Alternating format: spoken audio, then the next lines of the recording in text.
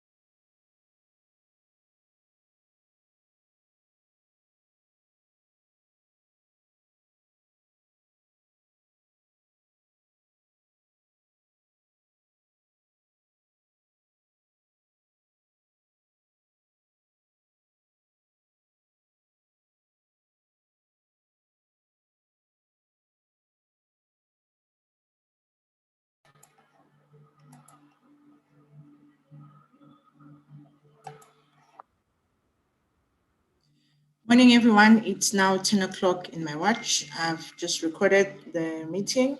We are now live on YouTube and we are also live here on Zoom. So those who will not be able to join us, they can also link with us on YouTube. I'm now going to share the house rules again, then I'll hand over to Mr. Radha. Welcome to the DWS webinar 2021 Blue and Green Drop Certification Program. Housekeeping items: we request that delegates only make use of the video function when speaking. Remember to look at the camera, not the screen. Mute your mic if you are not speaking. Use the chat to post questions or raise your hand to share ideas and engage in our webinar. Wait for the facilitator to call on you to unmute your mic. Presentations will be made available after the event, but once we get consent from our speakers, just give us a day or two. This is how you access the Q&A. At the bottom of your screen, we should have participants. Then the next one is Q&A. We request that you post all questions there. It's easier to trace, those ones are traceable. Our panelists will be able to respond by typing or either respond live. If we have enough time, they can respond live, but it's easier to respond while the webinar is going ahead. And then the next one is chats. I'll just request that people can greet us and introduce themselves and tell us where are they from.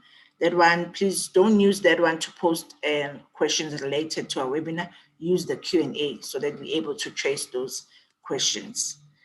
Here's the program. The program has changed. Our facilitator will be Mr. Sputnik Radau. I'll just pause for like 1 minute or two so that people can just look at it. And then I will then hand over to Mr. Radau. I think everyone has seen it. I'll stop sharing. Over to you, Mr. Radau. I see, sorry about it. I see some people have their hands up. If you don't mind, just post all your questions on the chats to advise how can we assist you, because we won't be able to take your questions now. Thank you so much. Over to you, Mr. Radau. Thank you very much, Enele, and colleagues, good morning, and thank you very much for making the time to be joint participants with us in this very important webinar that we are hosting this morning. We also appreciate the partnership with the Water Research Commission, and that every time that we call upon them to assist or to be part of what we're doing, they are always very willing to work with us. Colleagues, this is one of the most important days, I think, in our calendar for this year, whether it be our financial year calendar or even if it be the normal 12-month calendar. Why I'm saying that is because we are looking at re-energizing. I don't want to say relaunching, because it's almost like these programs have been dead in the interim, but I would want to look at it as we're putting a bit of impetus into the work that we've been doing, but also to say that we are going to be raising the profile of these two programs, our Blue Drop and the Green Drop certification programs, which are very, very important for us to be able to understand how far we are going or how far we are in terms of ensuring that, you know, we protect the environment that we are responsible for.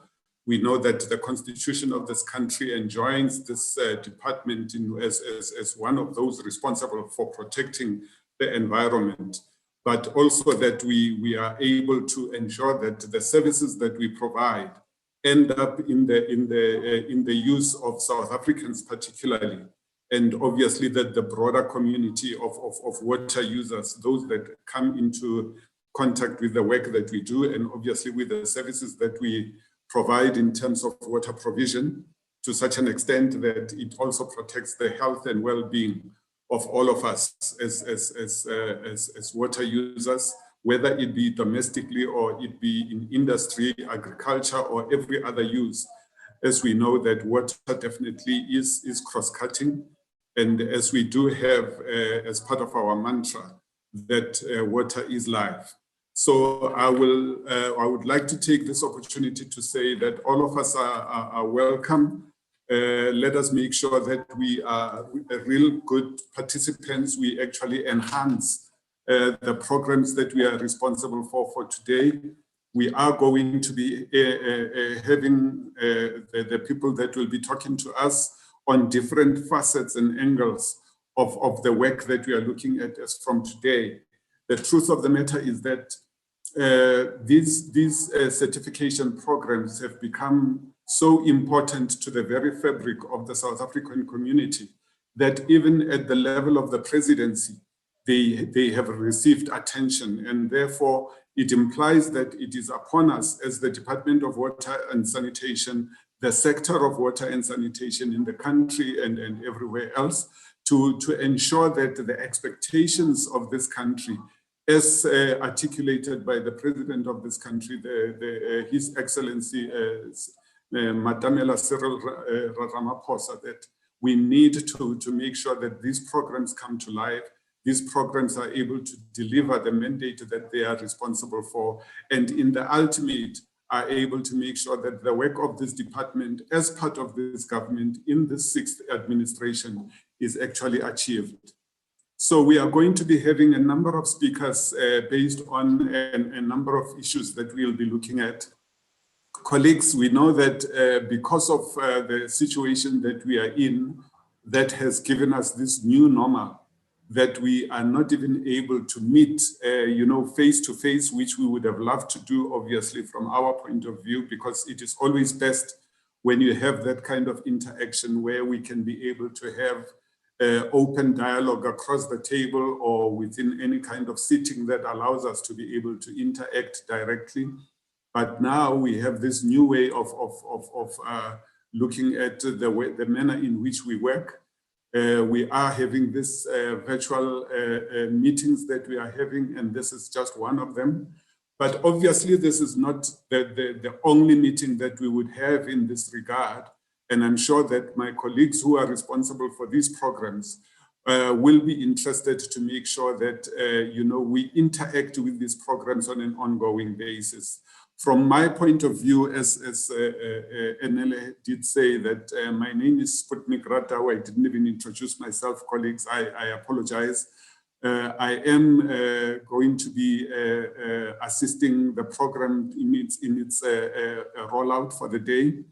But in my everyday work, I am at the moment acting Chief Director for Communications at the Department of Water and Sanitation, and also the spokesperson for the department. So it is one of those, these programs are some of those that we will be looking at very much as the communications unit in the department, because we have to make sure that the people of this country and all other interested parties are aware of the work that we are doing in this regard.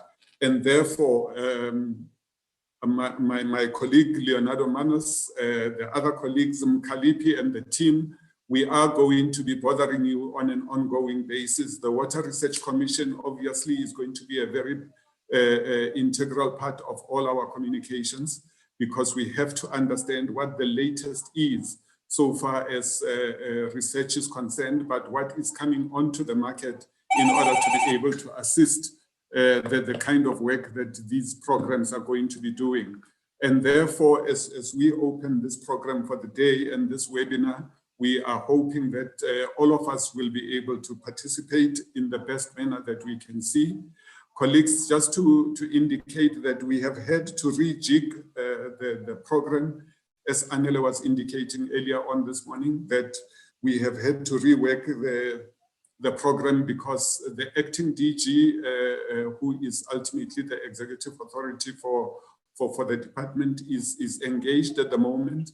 So we have had to take her input to later in the day. We are hoping that the minister will still be able to join us as well. But in order to accommodate her as well, if she is able to come on, we have taken her input to almost the very last part of the program today. So if colleagues are still having the program that we had issued out earlier, please do. We do ask that you indulge us in this rejig of our program for the day.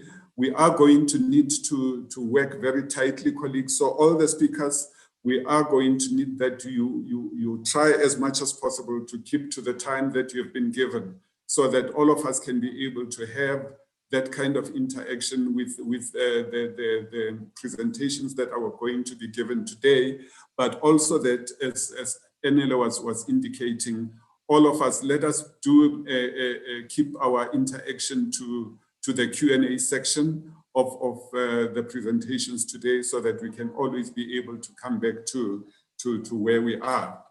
Without further ado, colleagues, and with that having been said, I am going to ask Mr. Leonardo Manos, who is now back in these programs. When I joined this department, one of my first responsibilities was with him, because they had done the adjudication for these programs somewhere, I think, was it 2010 or something like that, Leonardo, you'll correct me, and we were somewhere in PE. When you were really pulling me by my ears to support you and make sure that the minister was there that day, and we were able to really make a good job of it. So I'm going to ask you, Leonardo, to honor us, please, and be the first one to present, so that we can be able to understand exactly what it is that we are trying to achieve with these blue and green drop certification programs. I hand over to you, Leonardo. Thank you very much. Thank you very much, Sputnik. How much time do I have, Sputnik?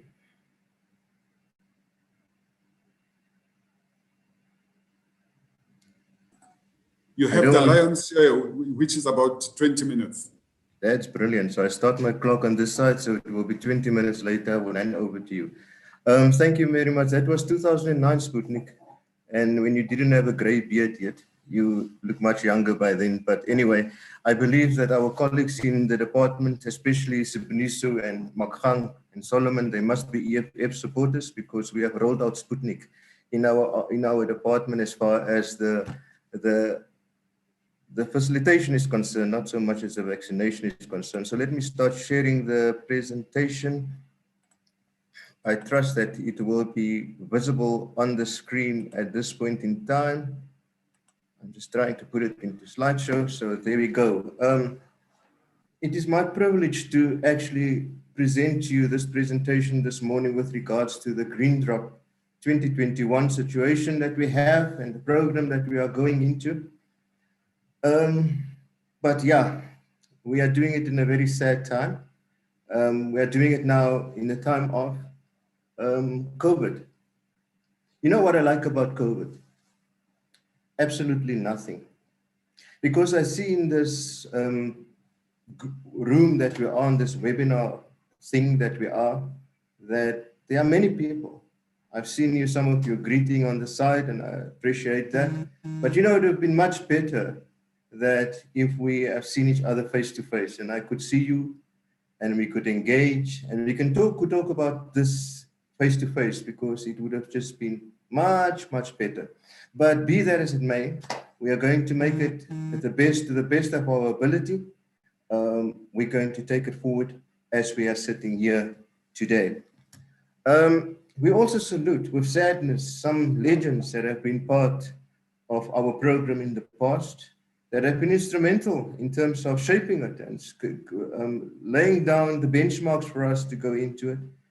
We remember Tony Bowers, we remember Ronald Brown, we remember Alson Matikan, we remember Dr. Buckley, and we remember others who have lost their lives over this past year or so, and we salute them for the input they have done and the impact they have made in the South African water sector.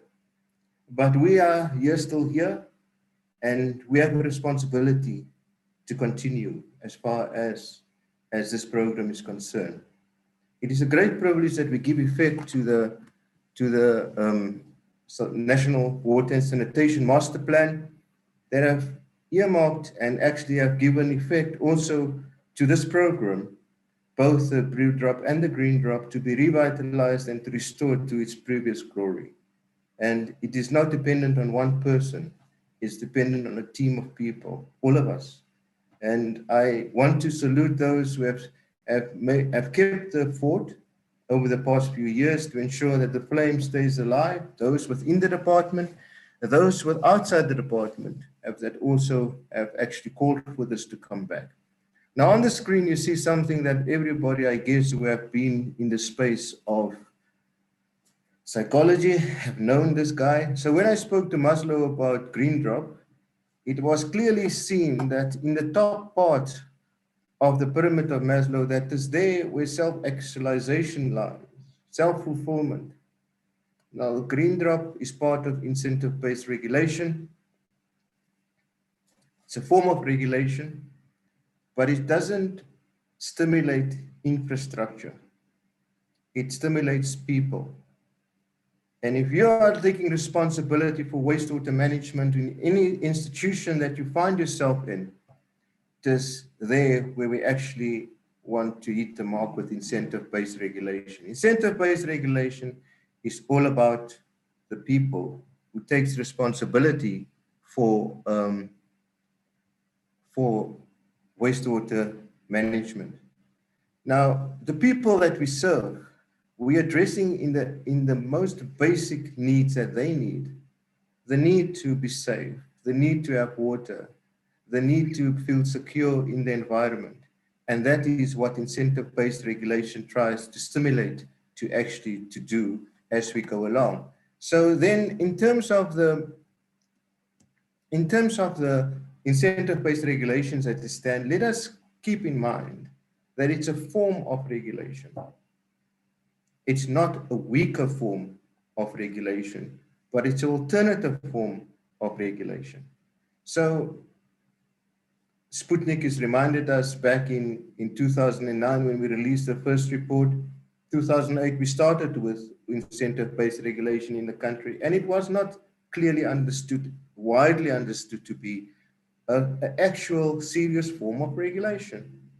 But surely it is not a weaker form of regulation. I want to make that very clear. It's not to say that you have a choice whether you participate. It's not voluntary, as some people might have understood it to be. It is that the department has now got the mandate through the National Water and Sanitation Master Plan, and the leadership will speak later today on this very same platform as well. And we take cue from our Water Services Act, which is a legislative requirement. It's a primary requirement. I'm not going to quote it. You can go and read it for yourself. Section 82 D, E, and F of the Water Services Act clearly states that the department has the right to information that it requires to give effect to its duty as far as regulation is concerned. So when the department asks you for information and you refuse to give the information, the same legislation actually regards that as an offense. But we're not going to start off with a threat as it is, because I think it's not about a threatening environment that we want to create. We want to create an enabling environment for improvement. So, but we just had to put that out there as to say that information is important. I had many conversations with people before and during the past few years. And there was one evening when I had a chat to some the mining sector and some colleagues that work in the mining sector. And they said, we know when you started off with green drop and blue drop, it was fine because it was basic, but then you guys wanted more information and we didn't know why you wanted this information. Now, the viewpoint of the department is that if you have access to information, you will know what to manage. So is if you know something, you will know how to manage it. If you don't have that information, it's also an answer to say, I don't have it. Any answer, any information that is being presented relevant to the questions that would be posed or the requirements that would be set there will be acceptable unless it's a lie that is not going to be acceptable. Fabrication is not going to be acceptable.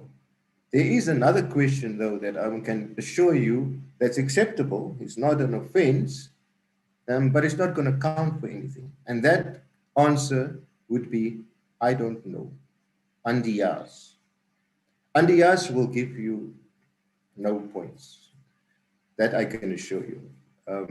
So I hope Andiyas, I don't know, won't be an answer, but it will stimulate you to actually go and find out what it is and to entice you to get the information to actually be then in a better space as far as the operations are concerned. Now, in terms of the other one is that the whole operation of incentive-based regulation is to seek improvement, is to get compliance and to enhance efficiency.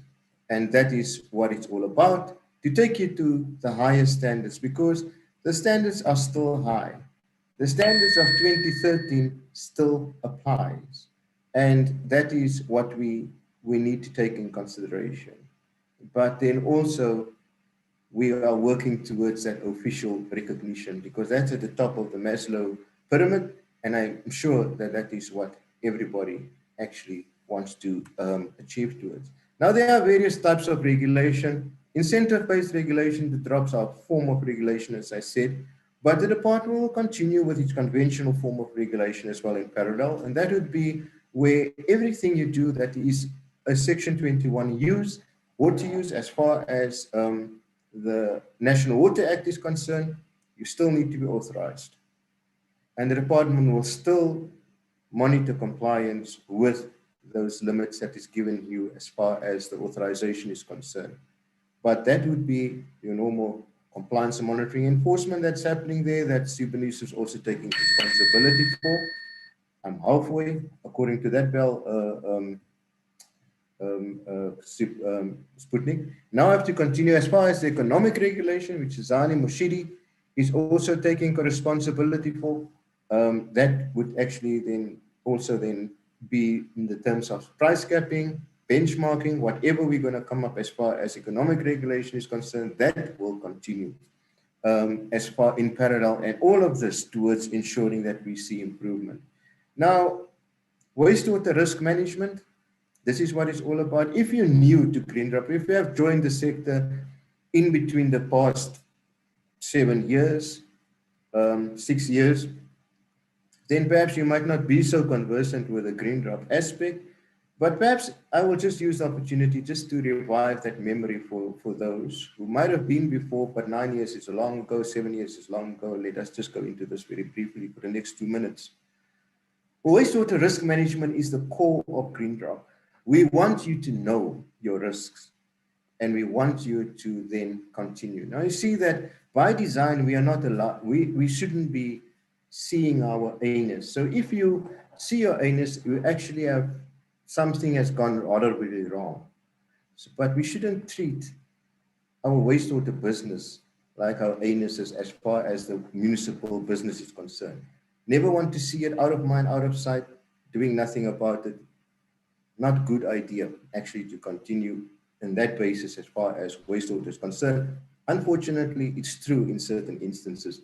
Investments in terms of what we are allocating to the wastewater business actually gives the impression that we don't really care about our business. But keep in mind the risks that you have in that space. Then surely, if you know, you will manage it. Most of us, when we think about domestic side of the risk that is coming there, we think about the black water, the water that contains the feces. However, that's part of the risk, and perhaps a natural risk, something that could be managed in terms of a normal wastewater operation. But there are other issues that goes with it that comes from the houses or the domestic side that enhances that risk in terms of the oils and grease, the domestic chemicals being used, gullies that's not being well managed, and additional loading that is being placed on the system. And then we have the commercials. Now, in this side, we have the shops, the restaurants, the beauty salons. I don't know if guys go to beauty salons, but definitely the ladies goes there. That's a risk. If you go there, let your conscience let your conscience work and know that you are now also adding to the environment's risk to the environment, something that Green Drop has to actually take care of. Abattoirs, in terms of the influence that they contribute into our wastewater sewer collection, cleaning facilities where chemicals are being used, industries are actually the higher risk area. Now, all of this, as you know, adds into the risk of the sewer collection, because if your pump stations aren't working, these things end up in the environment. We have all seen what's happening in the Vaal. It's one of the biggest projects that's currently underway, but it's not sustainable to do what we're doing in the Vaal. It's not sustainable for the department to actually intervene all the time in terms of Section 63. Municipalities, or water service institutions, water service providers, authorities have to take responsibility to ensure that we manage these risks as we best can. Sometimes it's quite impossible, but then we get, after sewer collection, we get to wastewater treatment, and then it gets into our environment.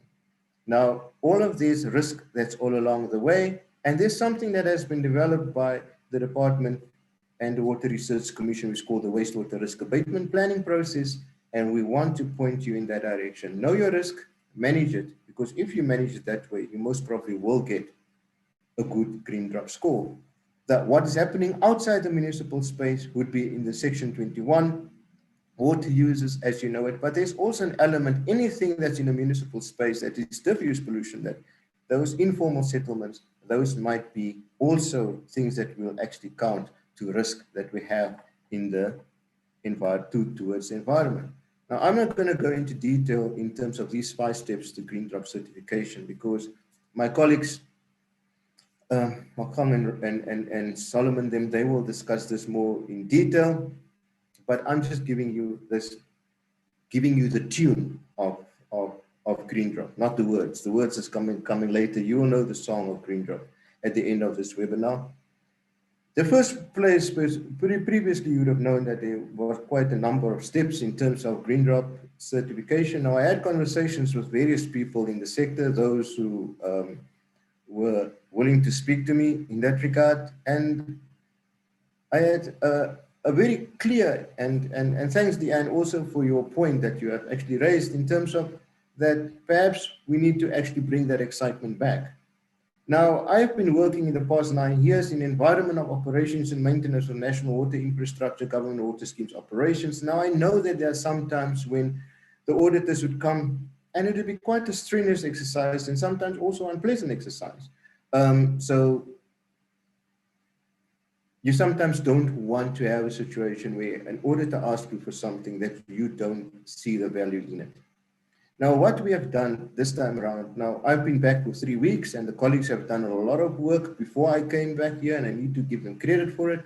But the one thing that we've been working over the past 3 weeks would have been to say, let us see how we can actually ease our way into Green Drop certification. Now, yes, colleagues and friends and family, whoever have been part of this water sector and the wastewater business for this while, you might say, but you know what? We have done our best in the past, but we are not ready now for Green Drop. We need to get ready. And you know what? The department will allow you to get ready. We're not going into this with the optimism that everybody will get Green Drops, but we are using this as a launch pad to go forward. So there are 5 steps that we've set out. We've amalgamated some of the things that you've known before, and we look at capacity management. The first step, that is something which is very much the same as it has been before. We have environmental management, where we amalgamated some of the previous criteria to make it a little bit more smooth, where the environmentalist or those in the environmental science will actually focus upon in terms of the risk abatement, the risk monitoring, the monitoring part of it in terms of the quality, sludge management, and then also, obviously, as we said before, the laboratory that you're using in terms of monitoring space need to be credible. We've also brought in the element of financial management. We had it before, we just fine-tuned it a little bit, and there's some of the elements that were here that were previously as part of the bonus environment of the Green Drop. Now we brought it in here, but the cost determination is something that we brought in that might be a little bit new, but there to assist you. Now, the good news in this regard would be that you have time to actually do something before the auditors get to you and in this space, and it will be accepted. as far as these elements are concerned. Some of the things might not be actually accepted because of due to the audit period that it be applicable, but cost determination, energy demand, operations cost, budgets, and expenditure. And then also a new element that we brought in is that you need supplies as far as your chemicals are concerned and certain service providers are concerned. So we would just like to know what is in place, what is there to secure it, and that it's not a situation that you have to go 3 or 4 months without something because you are busy with supply chain processes. Technical and scientific people might smile at this, financial people might frown upon this, but this is just to ensure that we get to the better part. Technical management is basically the same as before, and the quality compliance is the same as before, but we brought in the element that was previously part of your bonus environment now into the compliance environment, which is sludge classification. Now, going forward is that we have not increased the standards. We are not expecting you now to do something different than what, or higher classifications or whatever the case, higher levels of compliance. That's not true. We won't do that. The same standards will apply. However, we might have brought in elements that might be new, but the same standards apply.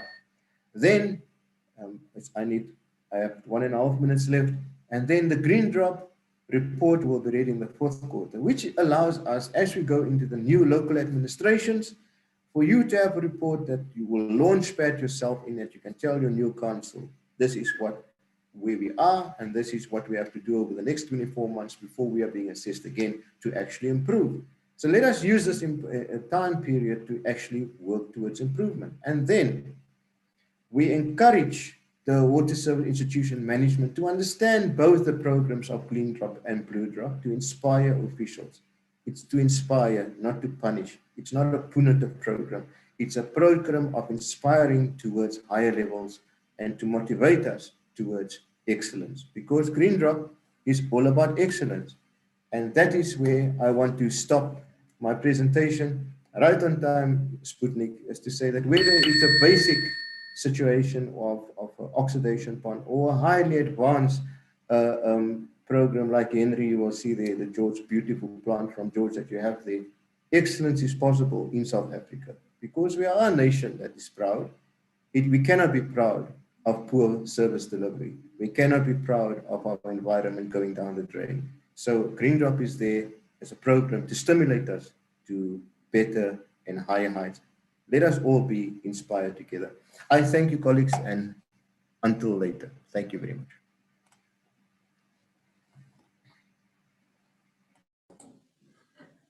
Thank you so much, Leo. And, now that you reminded me, you see my beard is very gray. That 12 years is not such a long time after all, because I mean, I still remember that situation in PE so vividly. Oh, it was PE then, it's Tabeja now. But colleagues, thank you very much, Leo, for the presentation. I think it has been very useful. We all understand now that basically these programs are in essence supposed to assist the sector or rather to inspire and to motivate the sector to better outcomes or to better levels of outcomes in the main. I am quite happy as well that in the number of participants that we have this morning, colleagues, we have quite a huge number from the municipalities, and we know that municipalities are a very critical sphere of government, especially in relation to service delivery, and more so in relation to these programs, because these actually are programs that are supposed to be effective at local government level.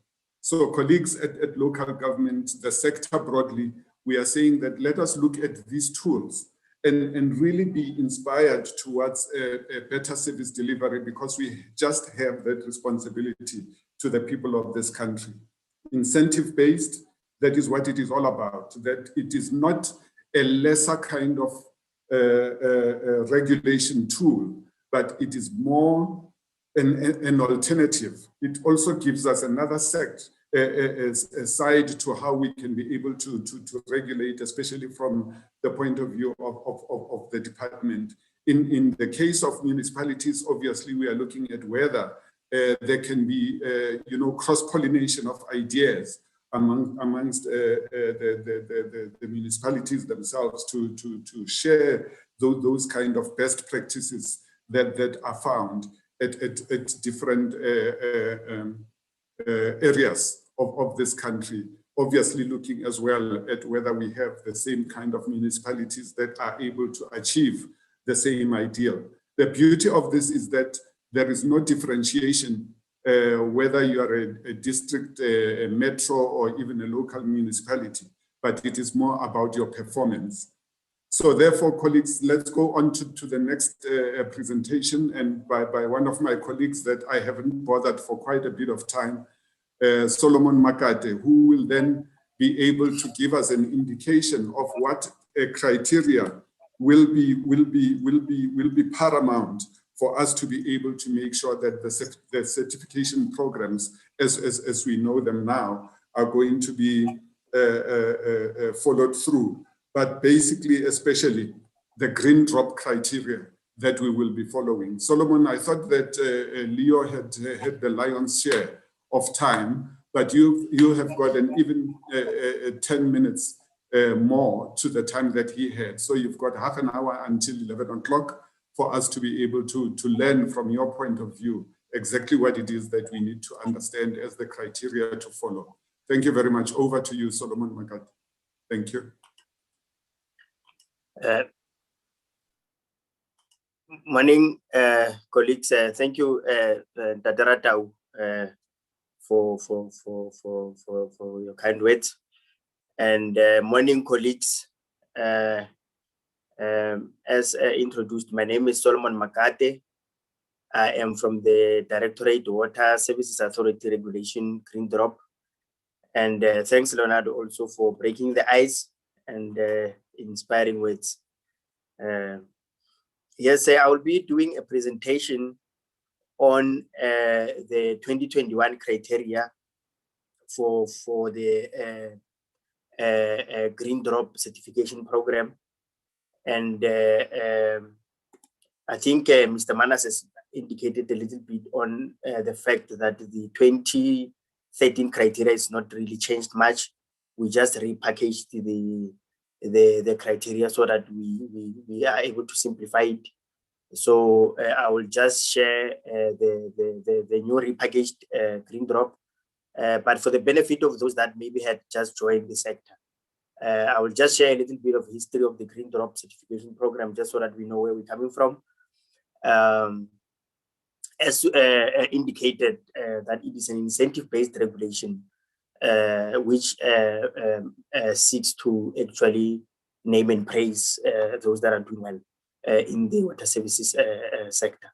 So it was initiated in 2008. And I've just had my colleagues here, Dadarata and Mr. Manas, about the 2009 Gqeberha conference, which the report was launched in Gqeberha in 2009 as the first incentive-based regulation report for the country, which was emanating from the process that was measuring and comparing the results of the performance of the water services institution. Then where there was excellence, there would have been a reward. And then where maybe the municipality didn't perform very good, then the result would not be so good. Therefore, it would be penalties. And the criteria will be against the defined set of requirements, which I will be sharing with you today. So the audits that we're doing in as far as Green Drop certification program is concerned, it follows two routes. One will be when we're doing the full Green Drop assessments, which is what we'll be doing in 2021. And then we also have the risk-based regulation that is done in the year that we are not doing the full Green Drop. So the Green Drop audit, it looks at the entire wastewater system, which will be the treatment, the collection system, pump stations, and then the output of it will be the green drop report. And then the progress assessment, it will be in a year that we are not doing the full green drop. Then there we are measuring the treatment system, and then we are producing what is called the green drop progress report. Bit of history. As we said, we commenced in 2009.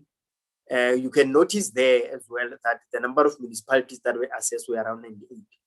I think that is where, as well as the department, we became firm that it was viewed as if the green drop certification program is voluntary. But then in the year that followed, 2010, 2011, 2012, 2013, therefore there was improvement in terms of participation of municipalities, because it was understood that this is not something that we volunteer to be part of, but is compulsory for all the water service institutions to be subjected to the green drop audit.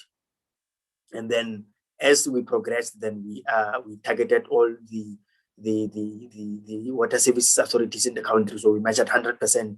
Then with the year that followed as well, other, for example, from the private sector, they started to have interest. Then we added private sector, as well as the institutions of government, like your public works, as well as environmental affairs. They were also assessed. But then one thing that we also need to take note of is the fact that there has been improvement in terms of the number of our systems that qualified for the awards. I mean, in the beginning when we started, it was around 33. And then in 2010, it was 40. Then it went up to 60. But then in relation to that as well, we could also see the number of municipalities that were scoring above 50 also going up, based also on the number of systems that we have assessed. That in 2010 it was 361, and then in 2013 it was 415. So there was a mild improvement there. And then that's just a bit of history. Now we will move to the new repackaged green drop criteria, where we've got now 5. And then we've added, we have green drop bonuses, we've got penalties as well as disqualified. But then I'll go through them step by step to indicate also what they entail. But you'll see there capacity management is got 15% in terms of its weight of the entire green drop certification criteria. We've got environmental management, which also has 15% in its weighting.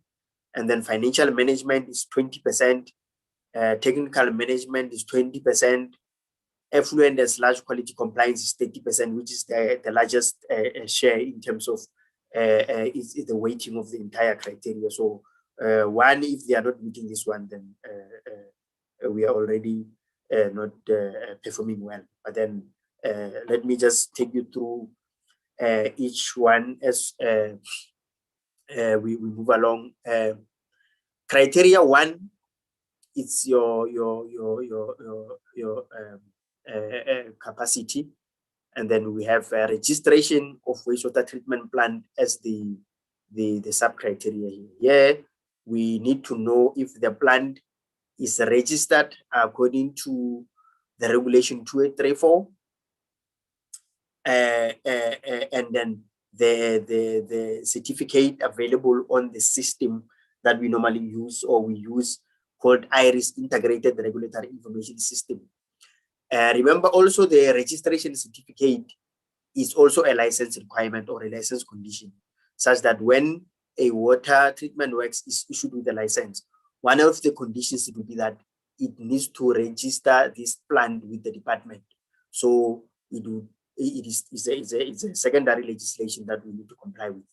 Then for draft regulation 813, this will be considered for a bonus, as the plant can have proof that the plant is registered on IRIS. And then what follows plant registration is that then the people that are working at that particular plant, they also need to be registered. So the copies of a registration certificate of process controllers and supervisors, which needs to be available on IRIS. We need to see that the the person that operates this particular plant is qualified to do it, has got enough experience to be able to run that particular plant. So the requirement is linked with the plant class that one is expected to operate. So the C part of A2, we then measure the compliance with the requirements of the regulation. So we need to ensure that at least 50% in each shift comply with the requirements of the regulation. And one thing that we also need to take a note of is that the department will not necessarily prescribe what is a shift. So the municipality will indicate to us what type of shift patterns are used at that particular plant, and therefore we will measure compliance against the shift pattern that are used by the municipality.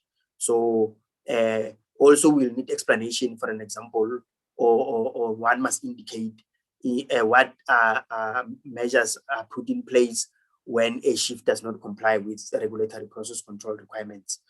And then also the number D, the water service institution must indicate process controllers and or supervisors that are shared across different plants, because in certain instances you may find that the municipality owns maybe 5 treatment plants, and then there are plants that are rotated with different plants. So we need to also be given information of such activities when they're happening, to say this plant is operated by 3 process controllers, maybe that are also shared with a plant from the nearby town or something like that.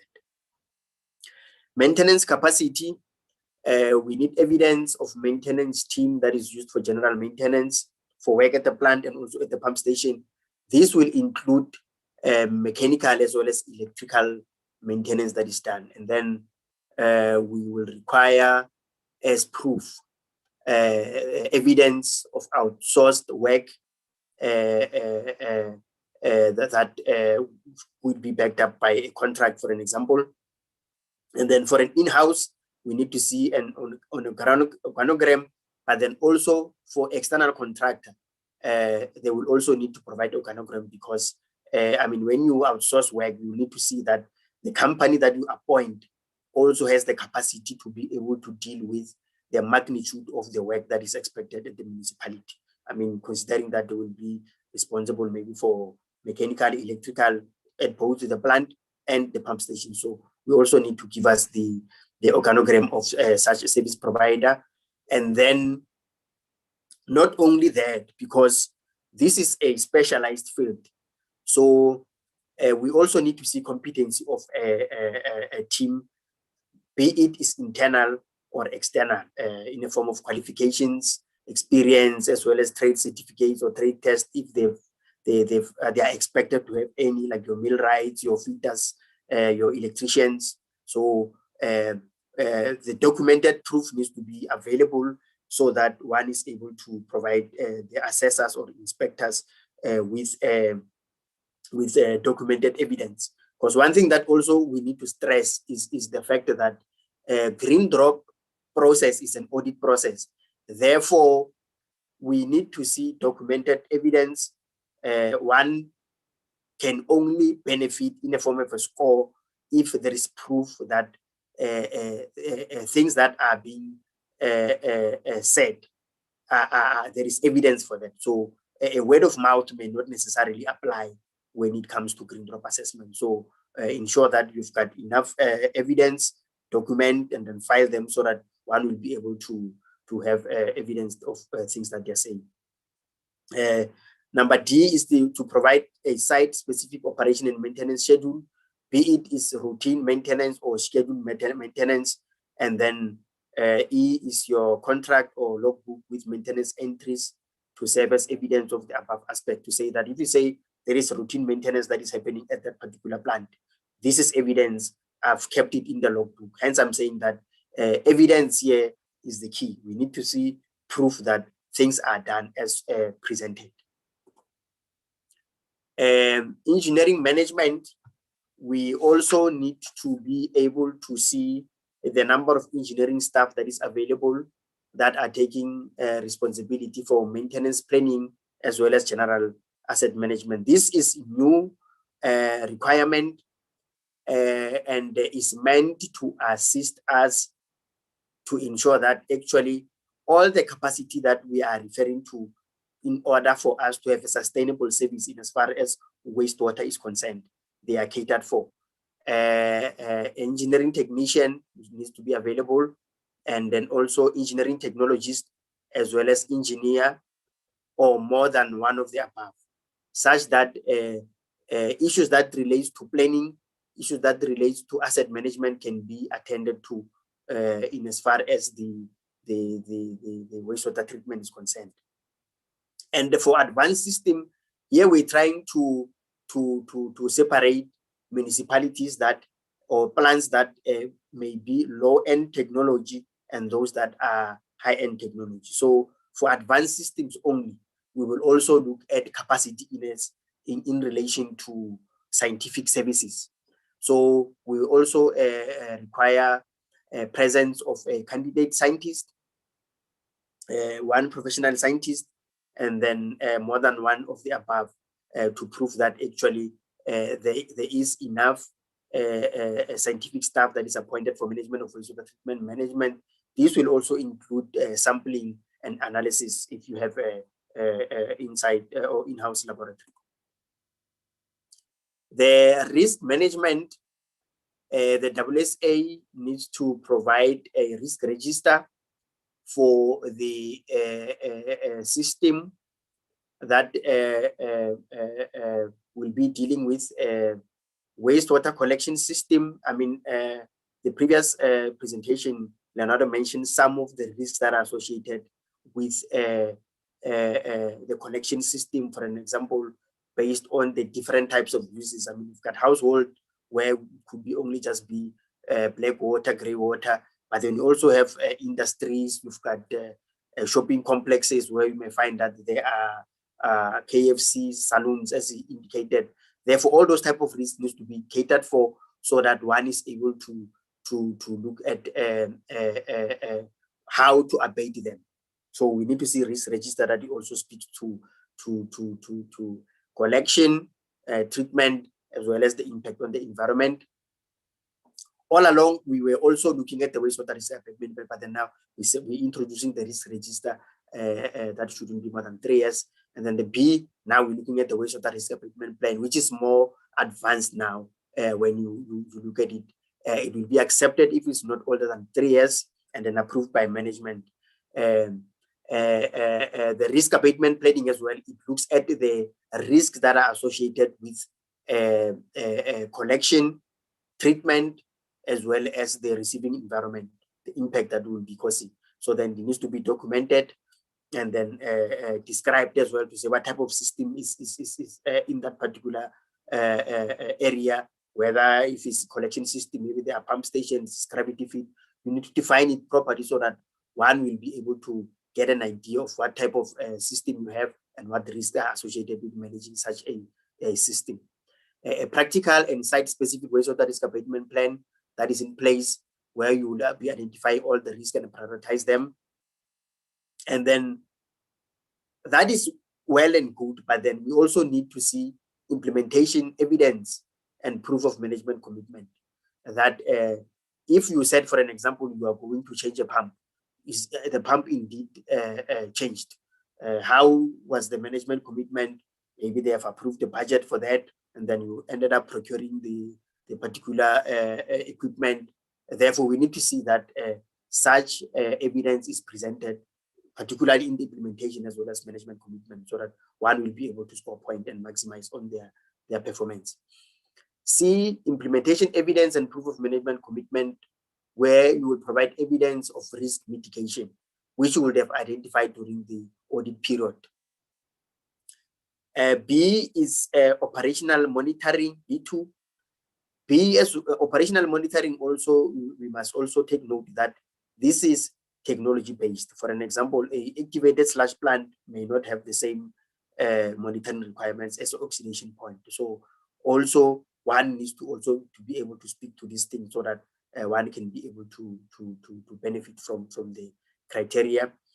We need to see proof of operational monitoring sites determinants and the frequency that is followed, the samples which must include, for an example, your inflow, outflow, in between processes, process flows, sludge, and then which are the determinants that are monitored. Are they as per the authorization or as per the best practice based on the type of technology? As I mentioned, that the technology will normally dictate what type of operational monitoring one needs to follow. And then the frequency as well, is it as per the authorization or as per the best practice? Number B3 is your compliance monitoring in terms of the effluent. We need to see the details of compliance monitoring for all effluent discharges, the sampling sites as per the authorization, determinants as per the authorization, and this includes determinants that are not categorized as microchemical or physical. This will include, for an example, your sodium absorption ratios, your biomonitoring.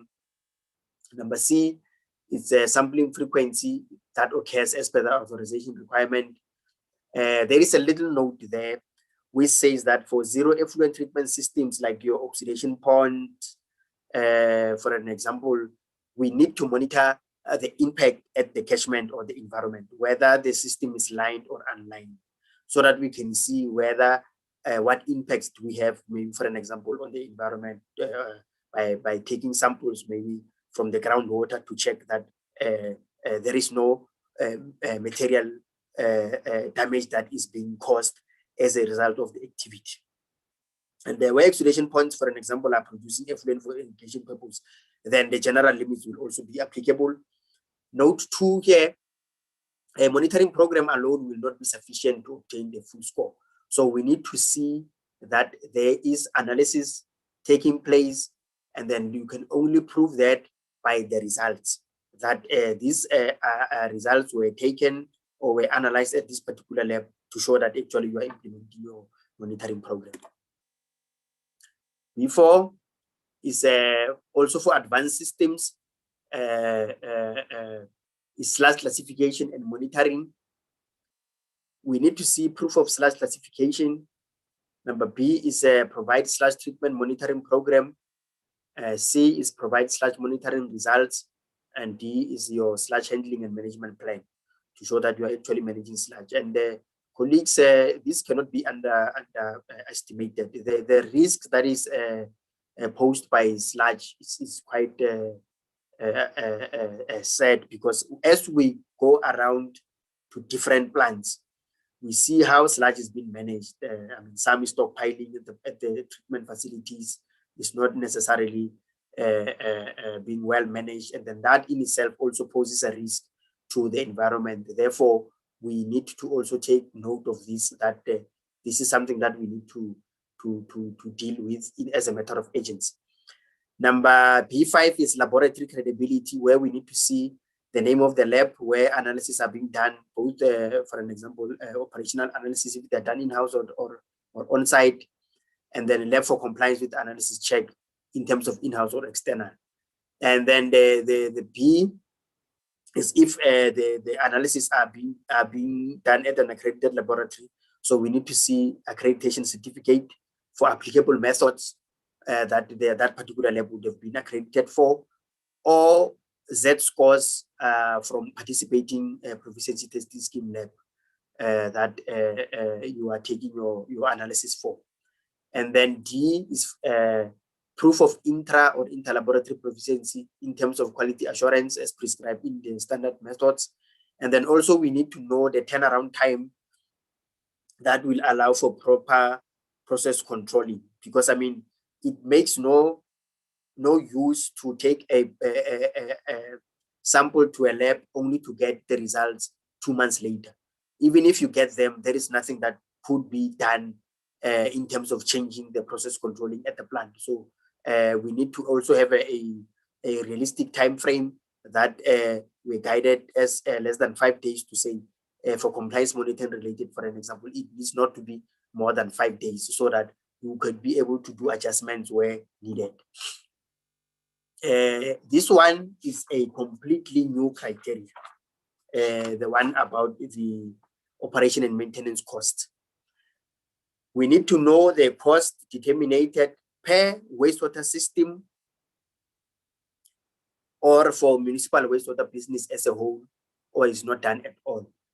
Here we're trying to gauge, for an example, your operation and maintenance cost that is linked per plant. But then we are not necessarily saying it should only be per plant. If it's done for the municipal as a whole, one should be able to keep a record. Let's say maybe it's done per budget vote. Wastewater's got one budget vote. But then you need to still record to say, for plant A, B, C, D, what was done there, so that one can be able to gauge to say, for this plant, how much does it cost me in terms of operation and maintenance? And then we'll indicate why this is important, because it will help us also on other related matters. Or it's not done at all. I think that's the one that, for an example, Mr. Manas mentioned earlier, that Angas, then if it's not done at all, but then there should be something that is done for one to be able to document operation and maintenance cost per plant. So C1 is wastewater operation cost determination. The municipality must provide evidence of proper operation and cost determination for the entire wastewater system, which includes pump station as well. Energy cost, for an example, compensation of employees at the plant, chemical cost, maintenance cost, and then they must also provide an operational cost determination per meter cubed treated, so that a note here is that budget or cost excluding interest and redemption cost on capital. So when we do this operation cost, one shouldn't include interest or redemption on capital. It should only be your running cost at the plant, like as we say, energy consumption, compensation of employees, chemical cost, and maintenance cost. Energy demand is also what we're going to be looking at for this criteria, but it was also looked at during the 2013 criteria. The WSA needs to be able to provide proof of energy efficiency management, where A is energy demand figures, current year and the 3-year projections, and then based upon specific power consumption in terms of kilowatts hour per meter cubed. And B is energy unit cost per rand per kilowatt hour, and energy consumption figures for the specific wastewater treatment works in terms of rand per meter cubed. Colleagues, I think we are all very much aware of the current energy crisis that we have in the country, or challenges that we have in the country of load shedding. And then this is so that we also are aware of our energy demand, so that it can also inform us to be able to take initiatives on energy efficiency management in order to minimize our energy, for an example, but then also find ways to be able to augment energy at wastewater treatment works level. C3, operation and maintenance budget. The WSA need to provide proof of the wastewater system in terms of O&M budget per annum. So all those information that we are collecting is so that we can also have informed decision in terms of our O&M budget, because if I don't know how much it costs me to treat a kiloliter of water, and then I may miss the boat or the target of costing properly what the budget should be, and then we find ourselves sitting with problems. So as we indicating that this is aimed to help us in the long run, so that we can be able to manage these systems better. Operation and maintenance expenditure.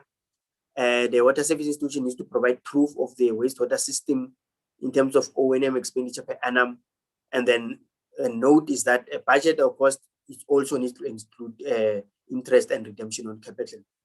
Here we are going to be comparing expenditure in per kiloliter versus the cost determination per kiloliter. What we were doing here, C1, information that we were collecting, is so that we can be able to be better informed when we come here. For advanced system only, we also need to be looking at elements of supply chain management of services and treatment products. So the WSI need to provide proof of approved contracts for outsourced services, for an example, maintenance, treatment, chemical supplies. But then also we need to be aware that we are also guided by Section 19 regulation in terms of the Water Services Act for contract management, to say that the contracts, what needs to be followed when we are making use of these contracts at our wastewater treatment facilities. At D1, we are looking at the wastewater treatment works design capacity management, where we need to see the documented evidence of the design capacity at the plant. And then we also, it will be the hydraulic design capacity as well as the load capacity. One is the design capacity in terms of average dry weather flow, and then also the COD loading into the plant. But then we also need to be able to compare it with something. And that something is our documented daily receiving flow, so that one will be able to measure whether the plant is operating within its design capacity. Because one cannot come and say, my plant is overloaded when I don't have a flow meter to measure whether what is coming in is more or less. So we need to see 12 months evidence of flow records that are less than the design capacity, and then evidence of daily flows, and also subsequent calculated averages. And then also we need to be able to explain what type of measurement methods was used to get to these calculations. And then also number 2 is evidence of peak weather flow to plant during rainy events. So when we record these flow records, it not only be about average dry weather flow, but then also during peak wet weather flow, we need to record to see if maybe there is no stormwater ingress that is coming into the plant. I mean, that's the reason why you will need to document this, so that one is able to know why is plant receiving high flows when it rains. One will be able to link it to certain infrastructure issues within the system. Evidence of minimum night flow. And then also, I think one will ask, why must I record minimum night flows? One of the reasons, I mean, we know that at night, normally we sleep. So then if you are getting high flows at night, then you should tell us something. Maybe there are leakages or things like that. We document these things so that we can be better informed, and then we can make better decisions. So nothing is done in vain. So I think we need this information so that we can be better planners, and then also be better managers. Number 4, water services institution is required to provide motivation or proof of accuracy of meter readings to see that the meter is accurate in the readings. We need to see if they are calibrated. Then maybe if they were not calibrated, but you purchased a new one, then you can show that it was operating for less than 12 months. You can also provide proof that this was only procured. But then we need to know that the meter, as you record these volumes in number B, this is accurate readings. It's not something that is faulty. And then number C is your monitoring of outflow volumes and then available records. So we don't only monitor the inflow, but we also do the outflow, so that we can be able to check that as per the license as well, you're discharging what you're supposed to discharge. D2 is process audit. What is new here is A1, or Roman figure 1, condition assessment report, which is conducted by a technically or scientifically qualified municipal official, so that we don't say everything needs to be done by, for an example, external people, but then we also consider that there may be people internally at the municipality that are competent to do these condition assessments, but then we need to see evidence that the audit findings and recommendation of the treatment facility status. The previous audit year up until October 2021. And then number 2 is the process audit. Now, this one is done by a qualified person, but that person is not working internally. Is an independent person. Then it includes the design capability of the plant to say, if we said this plant can be able to remove COD loading of this much at this level, is it still performing to that level? So then this person now will be able to do structural and integrity of the plant to see that the process can still perform as it is said to meet compliance standard. And then here the period is from July 2015 to October 2021. So you see the department is also taking cognizance of the fact that there has been a period where we haven't done the assessment. Therefore, anything that has been done in the years after 2013, between 2015 and October 2021, we also recognize. But then we don't just recognize for the mere fact that we've done. We need to see evidence that there was implementation of findings during years following audit report required. So so long as you do have the process audit, it needs to be backed up by implementation. Sewer main inspection is the same as the process audit, but this one looks at the sewer reticulation network and pump station, where we need to see also evidence of capacity and conditional assessments and recommendation of the system. And then this report needs to include flow balances that provide evidence with percentage of total sewage is received at a treatment plant. I mean, if, for an example, half of your system capacity is not receiving flow, it means you are losing it in the network. So we need to find out, why am I not receiving? It means you've got leakages, you're polluting the environment.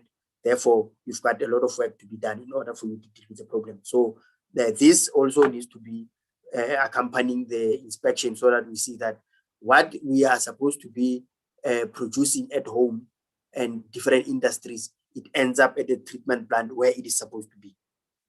The note there is that both the process audit, conditional assessment, and sewer network report should actually serve as a baseline for the REP, the one that we presented about as a risk management. And then they may run concurrently with system description and risk identification rating. And then you must report on functionality of pump station in the sewer collector system as well. Wastewater asset register, we need to see an updated wastewater and sanitation infrastructure register. I think the previous speaker, Mr. Manas, has also indicated that treating wastewater as a out of sight, out of mind is something that it will be a bad idea to adopt as a form of management, because we need to know where these assets are, wastewater works, the pump stations, so that we can be able to manage them better. So we need to know, provide a proof of asset register, which will have details like the relevant equipment in terms of infrastructure, a description of the asset, location in terms of GPS coordinates, condition, remaining useful life, so that we can plan when to replace it, replacement value, so that we can budget when are we going to when the time comes for us to replace it. And then the proof of asset register is used to inform maintenance planning. I mean, an older asset, what would be expected to be maintained regularly because it's old. So those type of things we also need to see as part of the documents or proof when we do the audit. For advanced systems, we need to see bylaw and enforcement evidence of that. Firstly, we need to see that you've got bylaws. B is enforcement providing for the regulation of the municipal sewer system, which is include the following. You need to document all the industrial trade effluent that is coming into your plant. We mentioned previously the abattoirs. We've got different industries that are operating within our municipal jurisdiction. I mean, cheese factories, all those type of things. We give them permits as the municipality, but then we need to regulate them to say, what is it that you can expect in your sewage? What is it that you cannot accept? And therefore, when you know your cost of treatment, you can also be able to penalize if what you are receiving from the industry is not what you accept or is acceptable. Because remember, the treatment plant, the reason you have hydraulic loading as well as organic loading is so that it can treat sewage from household level, for example. Industrial type of activities that are happening there, they are quite dangerous. The plant is not designed to treat those. Then if you've got proper bylaws, you'll be able to say, you must pre-treat before you bring this influent into my system. Number 2 is package plant. 3, decentralized systems. 4 is vacuum temp discharges. 5 is spillages into the environment. How you are going to manage that according to your bylaws. 6, stormwater connection to sewer system. And then for public works as well as private plants, copy of municipal bylaws and evidence of compliance to relevant sections needs to be presented, so that we see that wherever you're operating as well, you are not actually impacting badly and then painting the municipality in bad light. Monitoring of data submission. Sorry, I cannot see what is happening here above, so I have to scroll down. 12 months compliance data needs to be available on IRIS. And then we also, frequency is monthly submission or as per authorization. I need to stress this one of monthly because we have been struggling with data for quite a while.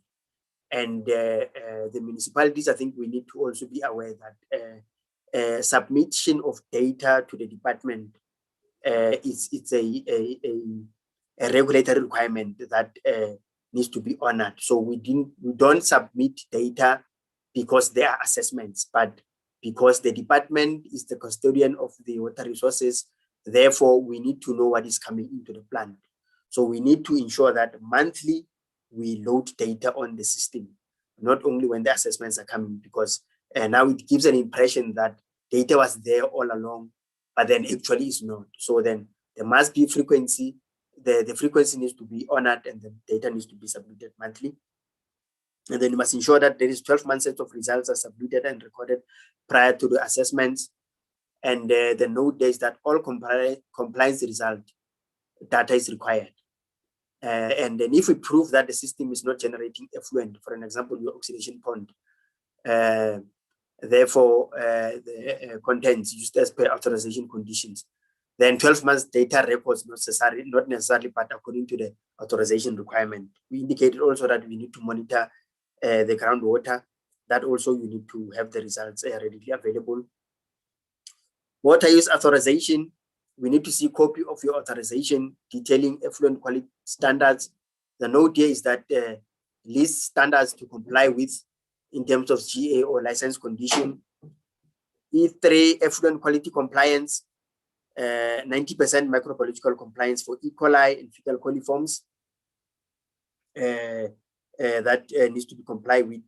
And then 90% for chemical compliance, that is your chemical oxygen demand, ammonia, nitrogen, nitrate, nitrite, chlorine, orthophosphates, fluoride, arsenic, cadmium, you name them. And then C is physical compliance, is your pH, suspended solid, electrical conductivity, soap, oil, grease, and so on. So then this will be a measurement of effluent compliance of 90%, whether it's micro, chemical, or physical parameters. For advanced system, we also need to monitor sludge quality compliance. Your sludge treatment it needs to be managed or monitored, and then monitored records must be produced. And then in case of the pond system, there must be evidence that the pond, there is schedule or evidence that the pond at some stage was dislodged in order for you to clear up the solids build up in the system, but then also to reduce the overloading. Now we're going into bonuses. For process control training, you need to provide proof that the process controllers were trained on treatment related training that is related to treatment facilities or treatment of sewage. It's technical related work on process control, but then this also needs to include occupational health and safety issues like chlorine handling and the likes, because that's something that they deal with at the plant. So don't take a person maybe to go and do presentation class and then provide it here as process control training, but it needs to be technically related so that one can be able to do their work better. Bonus number 2 is stormwater management. Proof of stormwater management plan detailing how stormwater or other extraneous flow, for an example, groundwater, is quantified, managed, and monitored to prevent entry into the sewer system. The aim here is to discourage or to ensure that stormwater does not end up at the treatment facility, because what it does, it actually kills the treatment efficacy of the plant. Wastewater treatment works is designed to treat sewage or wastewater. Therefore, when water comes in clean, it serves no purpose, but it kills the treatment system. Sorry. Hello? Sorry. I'm out of time. Okay. Okay,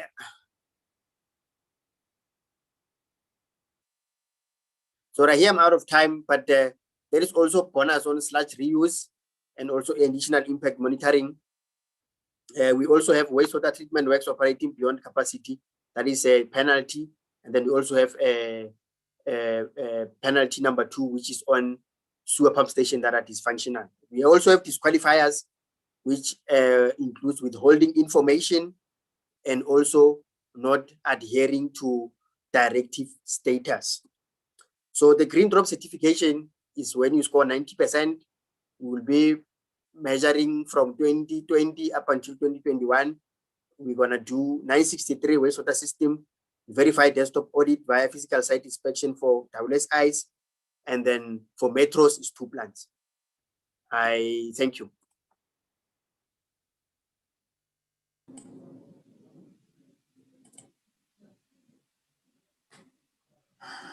Sorry, I had to rush there. Sorry. Solomon Makate, you've completely messed up our time. Sorry about it. You had 30 minutes and you've gone 20 minutes above that. Colleagues, I should apologize on behalf of ourselves that we are now chasing time. We were supposed to have a bit of discussion for about 15 minutes, but because of the situation that we are in now, we are not going to be able to have that. We must acknowledge all the questions that have been coming through on the Q&A. And I think as NLO was mentioning it at the beginning of the program, colleagues, we will have to take those and respond to them over the Q&A itself. If colleagues would really indulge us in that regard, because otherwise we are not going to be able to cover everything that we need to cover this morning into the day. I had thought that a couple of the questions that have come through would be quite critical for us to look at, and maybe if colleagues allow us, and maybe even before I recognize some of those questions, I must acknowledge our colleagues that are also on the social media platforms, both the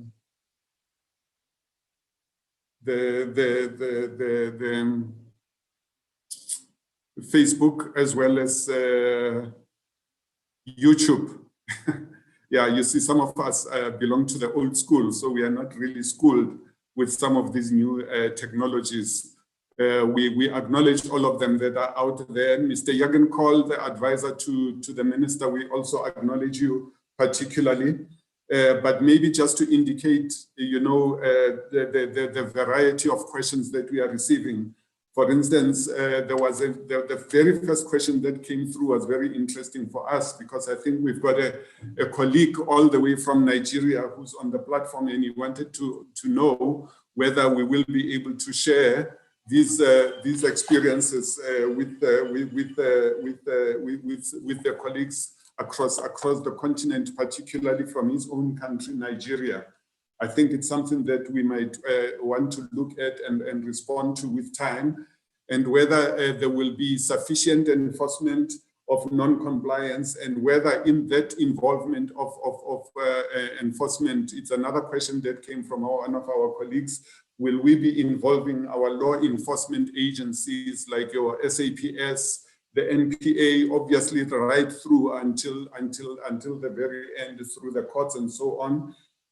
There was also the recognition of the fact that not all local municipalities will be equally ready, as we have known, I think, with time, and I think Leonardo has got that kind of experience together with the other colleagues of local municipalities being at different stages of readiness, whether accountability for long-standing or those polluters that have been in that space for a very long time.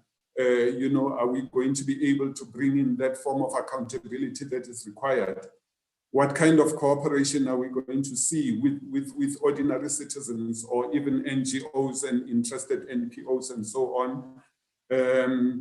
When will the RQS be fully operational, and whether we will be measuring and classifying process controllers, especially because at the moment we've got just draft regulations. And what if those regulations are actually challenged in court? I think those are some of those that I thought would be critical for us to we will be able to respond to outside of this opportunity that we have at the moment. And obviously there are other engagements that we are going to continue to have with the sector that will be able to assist us to be able to bring all of that information to pass. Colleagues, I'm going to ask now one of our other colleagues who is going to assist us to understand what the criteria will be so far as the blue drop PAT is concerned, and that will be our colleague Rodney Matebula. Rodney, I hope you are ready to be able to present to us, and we are going to hand over to you now. Rodney.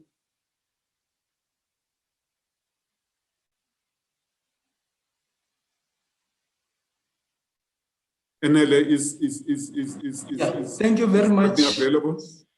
Yes. Or are you there? Okay. Yes. Thank you. Thank you very much, Ndate Sputnik.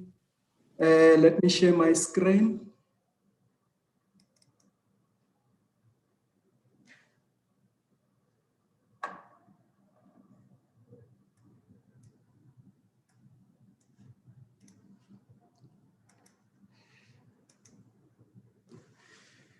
Okay, good morning, colleagues. My name is Rodney Matebula. I just want to confirm whether everyone can hear me and you can see my screen that I've just shared. Yes, it is available to us on the platform. Okay, all right. No, thank you very much, Tate Ratau. Let me go straight. I'm going to present about the blue drop risk rating. This concept was introduced around 2012-2013. And the purpose behind it was to alternate it with the green drop, a full green drop assessment. The main objective of this one, it's not necessarily that maybe it's as compared to the blue drop, it's not a lot, it doesn't have a lot of work. It does have a lot of work. However, it's very simple because it deals with the business, the core business of providing drinking water quality to public. We deal with the fundamental issues that, if implemented, will ensure that the water is safe for human consumption. We had our first report around 2013. However, that report, I think there were some misunderstanding in terms of the intention of blue drop PET. Blue drop PET is a blue drop progress assessment tool. This assessment tool, we use it to assess or to identify a risk within our water supply system. And we come up with a risk rating, and that risk rating will be able to inform us whether we are doing well or there are areas that we need to address to reduce risk. As contrary to blue drop assessment, where the target we want to achieve 95%, here the target we want to reduce risk as much as possible. So when we conduct our blue drop assessment, we want to identify areas where we can say that here, maybe I did not do well, I need to do the following, and then I'm going to talk about the criteria as I continue. And I believe that most of the requirements will be discussed during the symposium, where we engage in terms of the full detail of the blue drop PET. As I've already indicated, that blue drop risk rating serves as a precautionary tool for Water Services Authority to improve some of the areas. And these areas, if I may just maybe explain a little bit on this one, is that the blue drop risk rating will look at three key areas. We look at the water treatment infrastructure. We look at people who are appointed to operate or to manage that infrastructure. We look at the quality compliance. Quality compliance, we look at SANS 241. We look at whether all the risks that we have identified as part of the water safety planning processes, are we managing them? Are we managing those risks? So this is a very good tool actually to assist water services institutions to produce a good water quality. And where maybe they identify risk, they can identify that risk even before the water becomes non-compliant with the standard. So it can assist them to plan ahead, to say now, probably my infrastructure, I'm approaching the design capacity. So now I need to come up with the mitigation measures to address those issues. Or maybe now I'm having a good water treatment infrastructure, but I don't have a competent process controllers. Now process controllers controller is identified as a risk, and now water services institution will come up with a mitigation measure to address that. Also, in terms of the full SANS 241, checking whether everything is compliant, the infrastructure and the competent, the process controller can be able to treat the water according to SANS 241. And all the risks which were identified were addressed, can be able to address. And based on that, then you have got your report. And where your report shows that you are not compliant or you have got a high risk at a certain area, now you start shifting the focus on that particular area. The blue drop risk rating should not be confused with the blue drop program performance, but the latter may not be achieved without meeting the requirements of the blue drop risk rating. So if the capacity, the water treatment capacity is an issue, it's you are over or you are exceeding the water treatment plant, or you don't have a skilled or competent process controllers not compliant with regulation 2834, then you identify that as a risk, then definitely it means that you are not going to comply with the blue drop certification program. Then this program, as I've already indicated, is designed to identify an area that needs an improvement.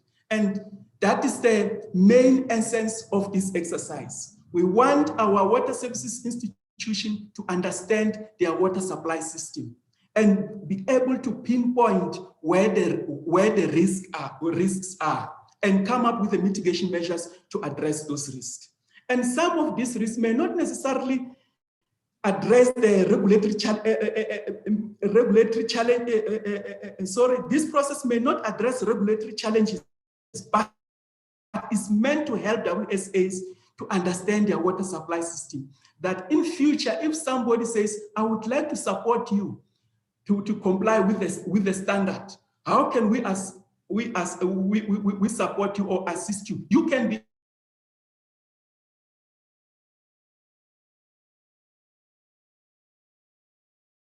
I've got the challenges, for instance, with the process controllers. I need a competent process controller to be able to manage this facility.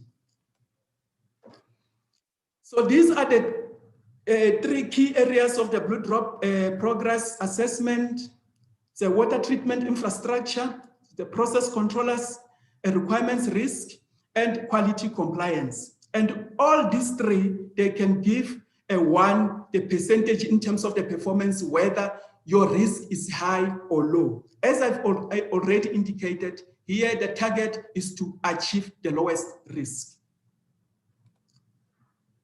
So how to conduct this assessment? We are going we send a municipal, we call it a municipal information spreadsheet. We expect water services institutions to update that municipal information spreadsheet and send it back to the department for us to be able to assess it. And we are going to assess using that municipal information spreadsheet. That information is there on our iris system. We just want to confirm that the information that we are working with in our system is the same information, or is the same information that the municipality is still having. Because some of the information you find that maybe it's uploaded long time ago, maybe in 2014, 2015, before our last assessment. And then now we find that some of the information is no longer applicable or relevant. So now we just want to confirm. And if the information on that municipal information spreadsheet is not available on ARIS, we would like to request the water services institutions to upload that information. It could be any document that is part of the assessment. And it's the same thing. I think this is the same thing that Mr. Makate highlighted, that we have got challenges with receiving information. The information on our system now is very, very limited, and definitely if we are going to conduct this assessment properly, we need information and we need data, including water quality results needs to be uploaded into our system.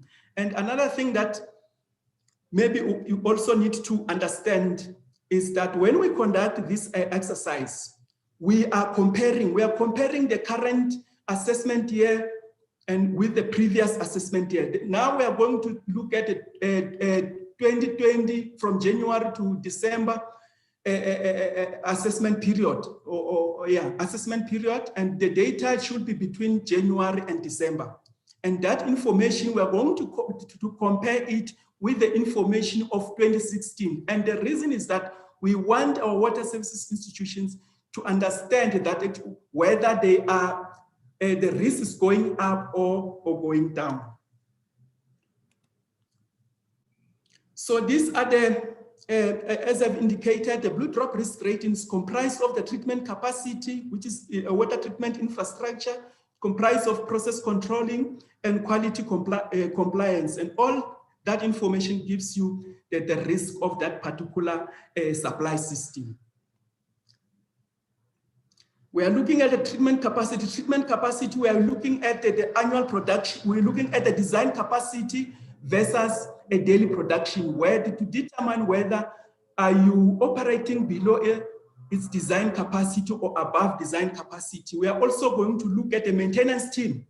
Who is there to maintain that infrastructure? Do we have people competent to maintain that infrastructure? Because we know that we can have a good infrastructure, but if we don't have competent process controllers, we may not be able to produce a good water quality. And on this one, we are also, a risk rating is also taking into cognizance the size of the plant and also the population served. So here the understanding is that should the water treatment operational capacity exceed the design capacity, the impact on the public risks might increase due to that,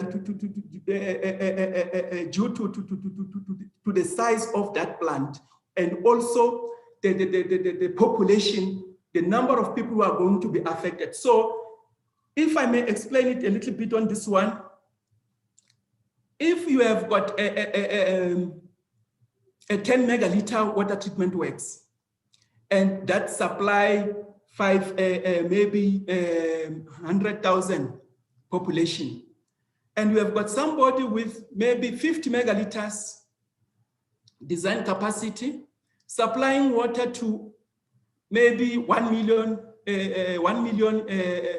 people, obviously the one who has got a high design capacity, if anything happens or if you lose process control, then obviously there are going to be a lot of people who are going to be affected by that problem. So you may find that actually when we score these two water treatment plants, they look the same, but the impact, the risk is not the same, because the other one is supplying high population while the other one is supplying low population. So that is the essence of this slide. The next one is we are looking at the maintenance team. Maintenance team, we are looking at the civils. Do the water services institutions have people to address the civil issues? Do they have people who can address the mechanical issues and also electrical issues? And then all the information, as I've indicated, needs to be uploaded into our system. And as I've indicated, where we don't have these people, then the system will be able to show you that actually the reason that the risk is high is because you don't have the required maintenance team or competent maintenance team. And what do you do with that? So it's there to assist the water services institution to address their challenges. And the process controllers, we're looking at the classification of the water treatment works and the process controllers required to address, to operate that treatment works. I think this one is self-explanatory, and the supervisor as required by our regulations or set of requirements. And the last requirement is the drinking water quality, which is a quality compliance. On this one, we are looking at two main components. The one component, it deals with the compliant with SANS 241. Are we compliant with SANS 241 determinants? And then other one is also dealing with the risk-defined compliance. The risk-defined compliance, our water services institutions, following the publication of SANS 241 around 2015, were also expected to identify the risk. And as part of the risk assessment, they were expected to identify the determinants which might exceed SANS 241 and identify those as a risk and register those determinants in our system, in IRIS system. And the system will be able to determine that actually the following determinants are registered as a risk. And now we are going, the system will be able to determine whether those determinants are compliant with SANS 241 or not.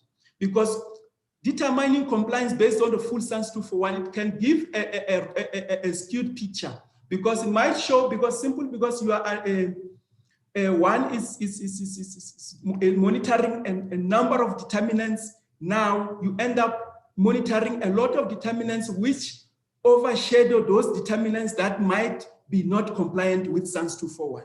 And the last one is the water safety planning process. We need our water safety water services institutions to upload the water safety planning process and also monitoring compliance in terms of the risk identify as part of the risk assessment. And also a full SANS 241 should be part of that water safety planning process as well. It should be part of the risk assessment. We want to see full SANS 241 done by our water services institutions. The quality of data, we're going to look at the microbiological compliance and chemical compliance, and we're going to compare it with 2016, as I've already indicated, and all information should be on our in IRIS. And another thing, as I've already indicated, that it's going to be difficult if the determinants were not registered to determine the risk-defined compliance. So if the determinants were not registered, then it means that the water services institutions are not going to score positive on that one. Therefore, the risk might go high. So the information that I was talking about, we're going to send the municipal information spreadsheet to our water services institution, and we want the water services institution to give us the names of the process controllers, the number of shifts per water treatment works, to be able to determine whether the process controllers are compliant in terms of the number of shifts employed on that water treatment works, and also update the maintenance team just to indicate that who is there at the water treatment works. They need to list the names of those people. However, the qualifications should be uploaded in our IRIS. They also need to update the number of population. If it's not updated, they need to update that information and upload it into our system. So on that municipal information spreadsheet, I think this is the last, I'm almost finished. They need to indicate the design capacity. We need to know what is the design capacity of that water treatment works for us to be able to determine whether you are exceeding the water, the capacity or operating below the design capacity. However, I think Solomon also indicated on this one that if you don't have the meters, unfortunately, it's going to be very difficult to get that information. However, as part of the assessment, we need numbers. We need these figures to be able to determine the risk, because if we don't have a proper or correct numbers, we might end up giving incorrect risk rating, while actually that information it's incorrect, because the figures or numbers maybe were not correct or were not given simply because the information is not there. We need the population supplied on that spreadsheet. We need the maintenance team to be indicated, and the process controllers need to be indicated on that municipal information spreadsheet. And this is a municipal information spreadsheet that I was talking about. And I think this is self-explanatory. However, during the consultation sessions, we are going to explain in detail in terms of this. But now, all that information that I've indicated above, you need to indicate on this municipal information spreadsheet.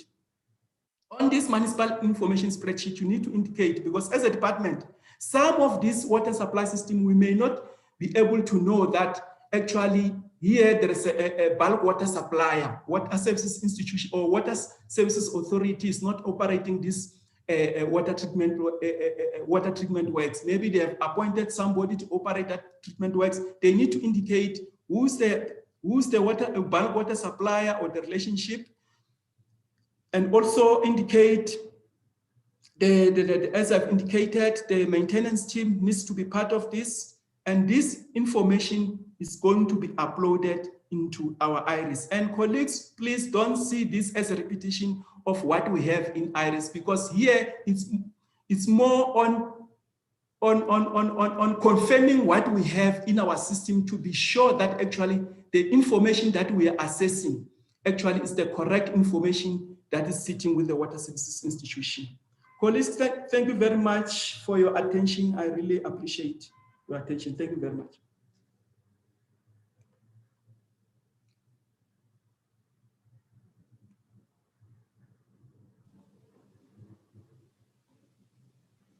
Thank you very much, Raymond. Rodney, I'm now renaming you. I think I'll be very unpopular with your ancestors. Thank you very much, Rodney. I think that was a mouthful. I think that has helped us a lot, but also that it will help us to catch up with time.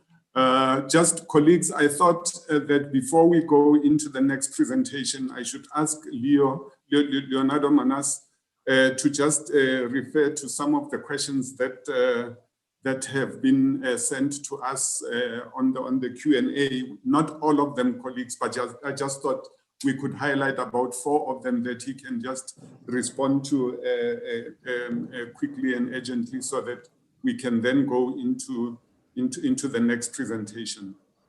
Thanks, Leo. Over to you. Thanks, Sputnik. I think that in terms of the first question that the facilitator asked me just to take note of, I want to welcome the international participation from colleagues from Nigeria. We also saw some participation from Spain. We appreciate all of you being part of it. But I think in terms of how we're going to share, previously we participated in the World Health Organization's regulation network, where we shared, widely shared our initiative as far as incentive-based regulation is concerned.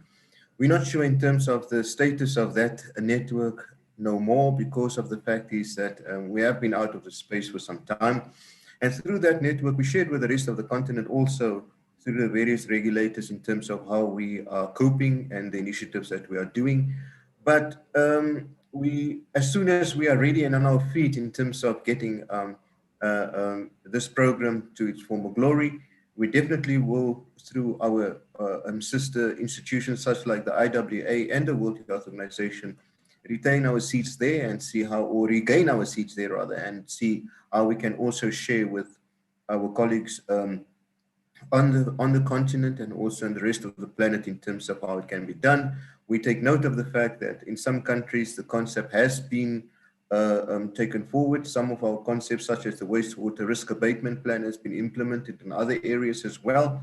And we will see how we can catch up with them and see how they have done, so that we can learn from them again. And I think that is the we don't know everything, and we are not going to take it that we are the only ones that can share and teach. We also want to learn, and we looking forward to our colleagues in Nigeria to work with you so that we can also learn from you.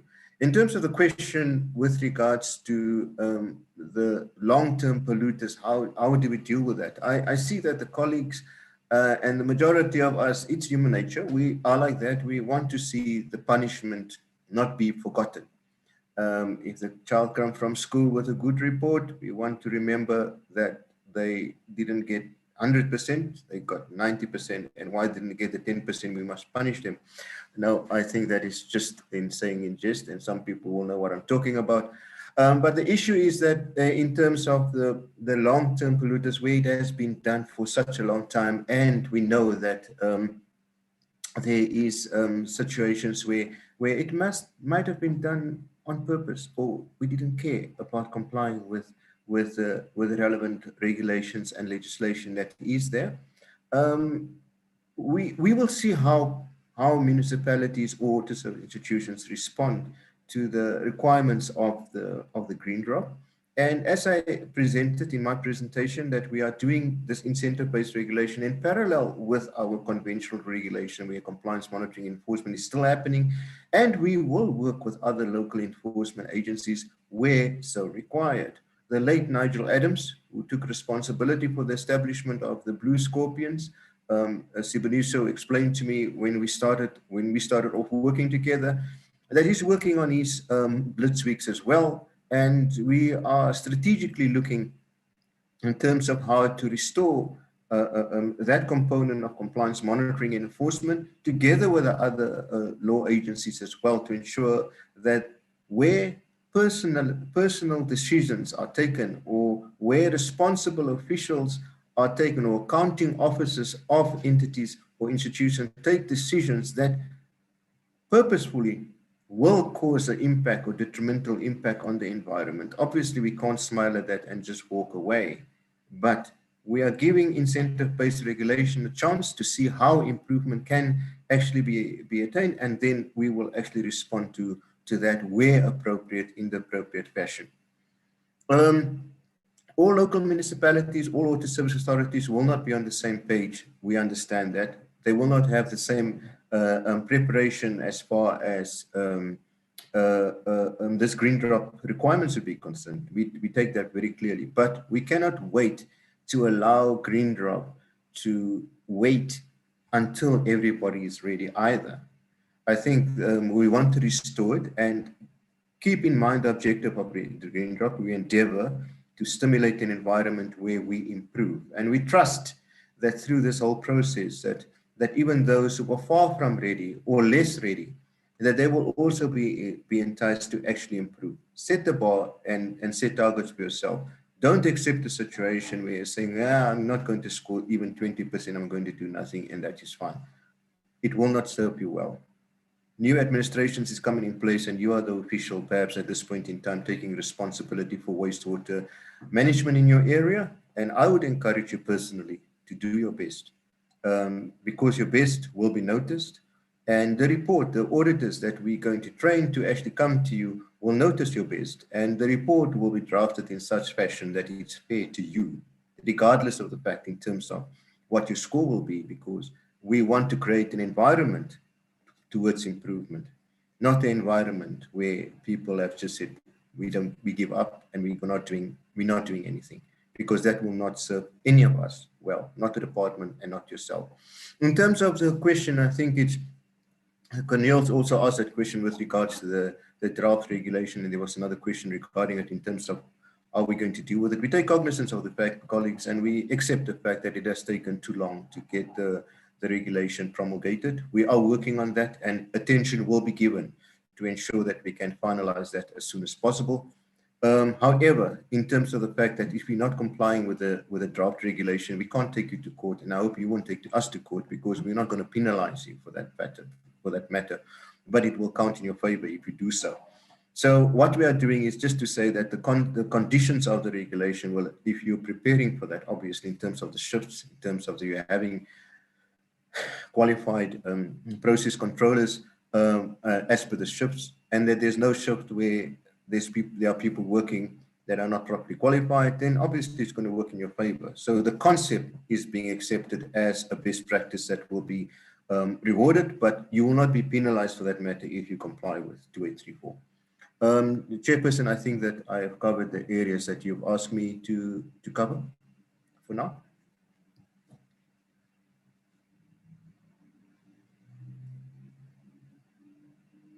Sputnik, are you there?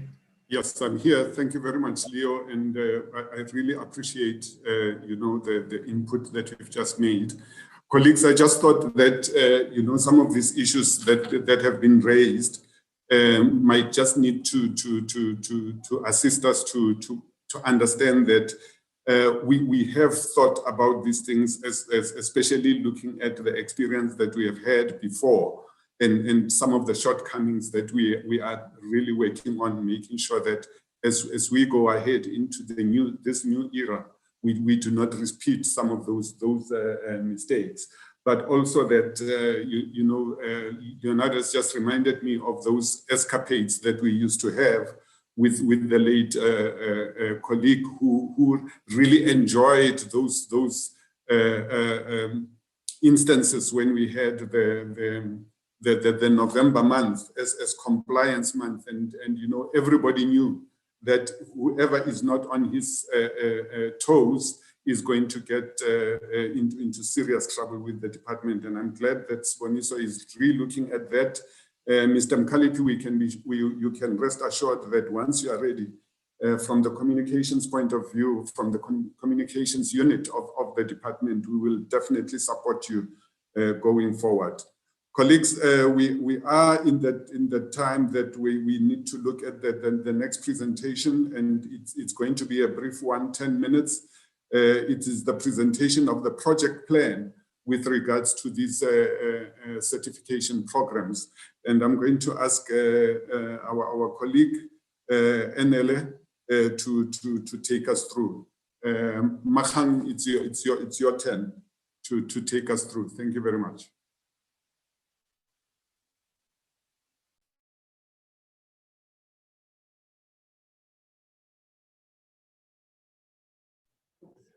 Thank you, Tata Ratau. Good morning. Good morning, colleagues. I will take you through the project plan for the blue drop full audit and the green drop full audit and the blue drop PET assessment.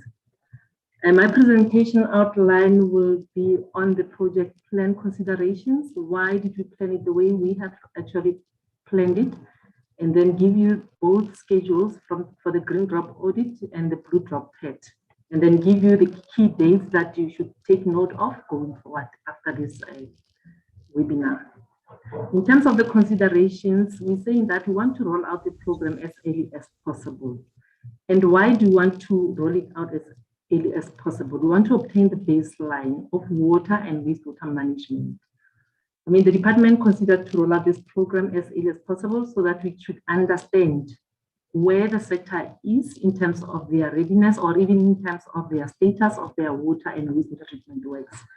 And this will give us at least a sense of how well are we performing and what is the conditions of the systems currently. And then there's a great need to improve the state of our water resources. Therefore, with the result, water services institutions will be able to put appropriate measures to resolve the issues. We want to work with our sector stakeholders, like the National Treasury, the COPTA, SALGA, to make sure that this program is impactful as far as possible. We know that there's a lot of expectations from the sectors, and hence we also want to start this as soon as possible. And we want to also acknowledge the fact that whilst we haven't done a lot in the past 7 years, there is still goodwill out there toward the programs. Therefore, we want to take people along and leverage on the skills and the willingness in the sector and all the experience that is still within the sector. In terms of the timelines, The timelines are actually similar to the previous cycle, but are relaxed a bit to accommodate the institutions that need to get themselves up for the process. Basically, what I'm trying to say here is that the processes will run concurrently to allow those that are not ready to get some time to get together their information for us to be able to come and audit them. But we will have deadlines, like timeframes as to when all the information are supposed to be in. And we have put together 24 panels for us to be able to carry out and implement both programs. And we are saying we want to complete confirmation and the reports so that they align with the institution's budgeting process in order to afford them time to give attention to the comments and be able to consider the comments when they are doing their budgeting processes. And this will be our green drop audit for the 2021-2022 cycle.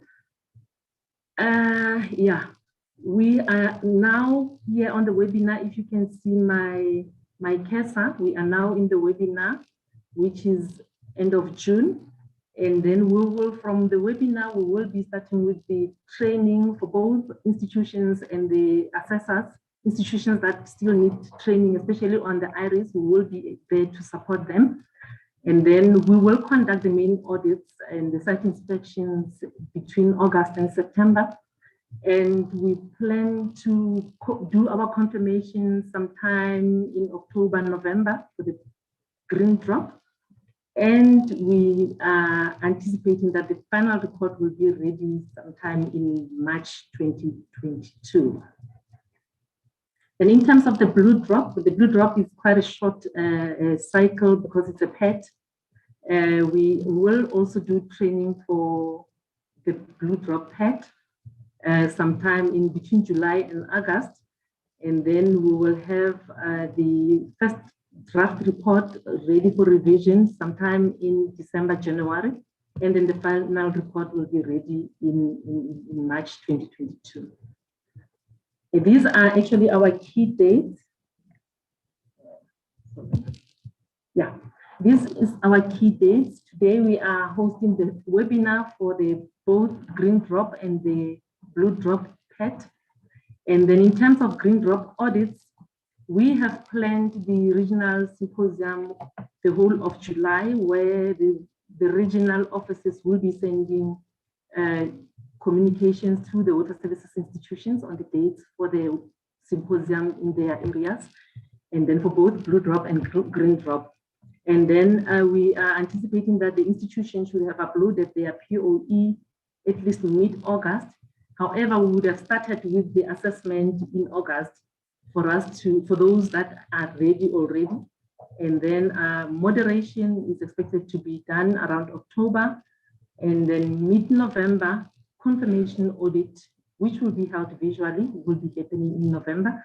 And the final draft moderation will be in December, and from January, we'll be having the first draft report and making sure that in March, we've got the final green drop report ready.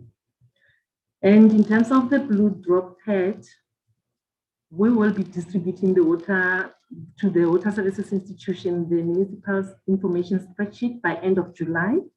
And then we want to complete the BD PETs in October and ensure that final moderation is done in December and release the report by March 2022. And for any queries, you are welcome to send your queries to Green Drop Help Desk at greendrop@dws.gov.za, or you can send them to myself at emiles@dws.gov.za, or for Blue Drop, you can send to Blue Drop Help Desk at bluedrop@dws.gov.za, or Ms. Nokolo Ngapai at ngapai@dws.gov.za. I thank you.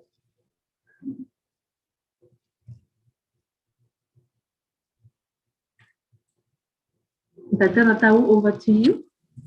Thank you so much, Ms. Enele, and we really appreciate that information, because obviously all our interested parties will be following those timelines very closely. And remember that everything that you have just articulated now it implies that it will also form part of our own communication program for the department. And therefore, it will be important for us to really keep engaged so that we can be able to understand what kind of timelines we are talking about. But thank you so much for that information. Colleagues, wherever we are, we're now getting into the next phase. And we are going to ask that the head of our partner entity, the Water Research Commission, give us an idea of exactly how they will be working with the department in terms of research and technical support, so that we can be able to know that whatever we do is going to be able to be the right thing for us to do for the country, but also that we will be able to really give the necessary qualified information to all of our role players and interested parties. I'm now going to ask the CEO of the Water Research Commission, Mr. Desigan Naidu, to do what I know he does very well and does best, to give us that idea as to exactly what kind of research and technical support will be afforded to the sector and the department, particularly in this regard. Desigan, over to you. But I should also indicate that we are not giving you all day. According to the program, we've given you 10 minutes, but I know that you are very good at keeping time. Thank you very much, Desigan. Thank you, Sputnik, and good afternoon now, everybody. And I will stick to the time because I don't want to steal time away from the DG and the Minister. Greetings to all of you. It's really fantastic to see this launch, this relaunch of the brand, if you like, and the new initiative, or the new phase of the initiative. I think this is highly significant. And I also think that it is a brand that we should take care of. It is something that South Africa is known for internationally. It's very pleasing to see other African colleagues interested in the concept. And I think we should do what we can to make this concept available elsewhere on the continent, maybe under the auspices of AMCA, and we could facilitate that if you like. And it already has had some resonance internationally. I mean, folk will know that not only has the green drop been, and blue drop, and the several other drops that we've been working on over time, like the silver drop and the no drop, been acknowledged as very useful tools all over the world, they've also been replicated in part in some other places in the world. So my first point is congratulations to the Minister and the department for bringing the brand back into the public space once again and building on a brand that is seriously powerful. The second point that I want to make is that one of the quests that we have around this is evidence-based decision-making as part of our broader quest to have a knowledge-driven economy in the country. And this is crucially important because far too often, in far too many places, we have seen decisions made based either on no scientific information or very little scientific information, and we have seen the disbenefit of those decisions. And so what the drop mechanism is intended to do is to organize for us to have a richness of evidence available for the decisions that we need to make.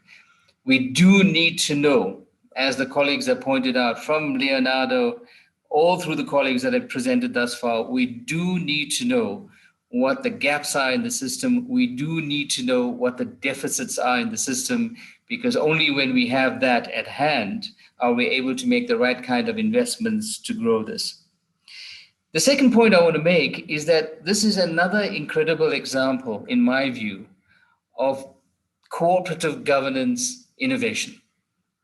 And this is about the different spheres of government involved in water management and wastewater management in this country, coming together and holding hands and building the system up collectively, as opposed to just taking the natural pose of the regulator versus the folk that are the authorities. And this hand-holding, as the minister recently has done with the VAL intervention, with a very unique interpretation and implementation of Section 65 of the Water Services Act, here again is another opportunity for that to happen in a much more coordinated, succinct, and countrywide manner. And I think we must all take advantage of that opportunity. But further to that, and getting closer to what Sputnik put out, what we're talking about here is an incredibly important pillar in that broader toolbox that the minister has put out around having a water observatory in the country, with a timeline that this country will have a national water observatory by 2024. This is incredibly important for a variety of reasons. And one of the things that the WRC has taken on is to build the pillar on the water research repository. And as part of that, a continuous analysis of what comes out of the data in the blue drop and the green drop and the other drops that are currently in motion is going to be a critical part of the exercise. Because there are three things that we want to achieve around this. The first is that we want to have a state of the system on a regular enough basis for us to make macro decisions. The micro decisions we know will be made by the municipalities. They will look at their own blue drop status, their own green drop status. They will have flagstones associated with that around the pathway to the intermediate targets that they want to reach and they will want to implement. But there are baselines of things that we want to work on together to pull the entire national system to a different level around the system so that we can all have much sounder water and wastewater management. So the recognition of this as a management tool is absolutely critical. The municipalities have in the past and will continue to put a lot of efforts into these reports. The reports aren't only for the national regulator. The reports are primarily for you to use it as a management tool to get you over the edge. The things that the WRC wants to bring to the party, and I think this is very important. Firstly, is this water research repository that we're currently working on. The idea is to organize for it to have a natural interface with instruments like IRIS, so that there isn't a secondary platform that you have to engage in order to get access to toolboxes, manuals, and guidelines around how to improve what you need to improve in your municipality. And the seamlessness of this will take a lot of work because IT systems are generally difficult to set up, but work is well underway around the architecture of the system, and it should be in operation before the end of this year, at least as a first phase, and certainly have it up and running in an operational mode in 2022. The second thing is that we are moving in the system fairly rapidly, and there are new instruments at play that organizes for water and wastewater management at all levels of the system, but in particular in the municipalities to be at a different level of the game. So we now have things like SFDs, and I'm sure many of the folk who are on this call are quite familiar with it, the sanitation flow diagrams, or if you want to be crude about it, the shit flow diagrams, which organizes for us to envision, based on data, what the flow through is in our different areas of work. It points out the things that work well and where we can further invest in making it work better, but it also points out in a color-coded manner the difficulties in the system that we currently have. And the wastewater treatment plants are quite central to this. So these kinds of toolboxes become additional monitors to the blue drop and the green drop systems that we already have. And then we have water sensitive design, or very specifically for municipalities, water sensitive urban design, where we have a series of toolboxes now around organizing for not only higher levels of water security within our municipal boundaries through a series of interventions, but much smarter ways in which we are dealing with wastewater. The current predominant way in the country is to organize for the wastewater to be retreated and have that treated water return into the system. The newer ways of doing it is organizing for that recycling and the reuse of the wastewater in very smart ways to organize for us to have higher levels of water security on the one hand and lower loads on the wastewater on the other hand to manage in our systems. And if we move even further into that space, we're also looking at the new generations of wastewater treatment works, where we're talking about active harvesting of energy from wastewater treatment works. This is not only to add to the energy supply inside the mix, which is critical enough anyway, because we all need very much higher levels of energy security. We want to decrease the demand from the water sector on the national grid. But over and above that, it provides new investment opportunities for new players to come into those systems to help to shore up our wastewater treatment works and our wastewater treatment systems inside the country. And I think all of these together will organize for us to be in a much smarter place. And then working in parallel to all of this, we have the work that we're doing with SALGA around building up the capacity in the municipality to be at the cutting edge of the developments that are happening in this domain, and also building the capacity inside each of the municipalities so that we have a higher level of water team that operates inside the country. And this is absolutely crucial.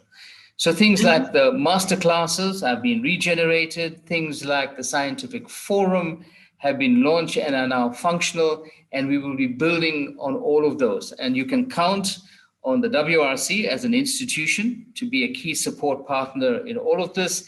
And you can count through our bridging process around bringing the fruits to bear from the entire water and sanitation research, development and innovation community of practice to be accessible and available to the practitioners inside the system. And the very last point that I want to make is that, yes, this is about the water practitioners, and the water practitioners need to be in a much better space to organize for us to have these higher levels of water security in the system, the much better levels of water quality inside the system. But it is also about the users and civil society, because these are the toolboxes that organize for civil society and the water users overall to have a better handle, not only on the state of the system, because the drop reports will tell you that, but also from that work out what their contribution is, either positively or negatively, to the state of water in their local environment, in their provinces, and eventually nationally. So a much more empowered citizenry in the country, a much more active participation in the citizen science through these instruments is what's going to organize for us to expand Water Team SA and organize for us to be in a much more prosperous situation with water and sanitation and wastewater in this country, hopefully in the rest of Africa, and possibly we can influence what's happening right across the world. So congratulations once more on the launch of this brand again and this new set, and we will mark 2021 as a point of inflection around our water management in this country. Thank you very much, Chair, and back to you.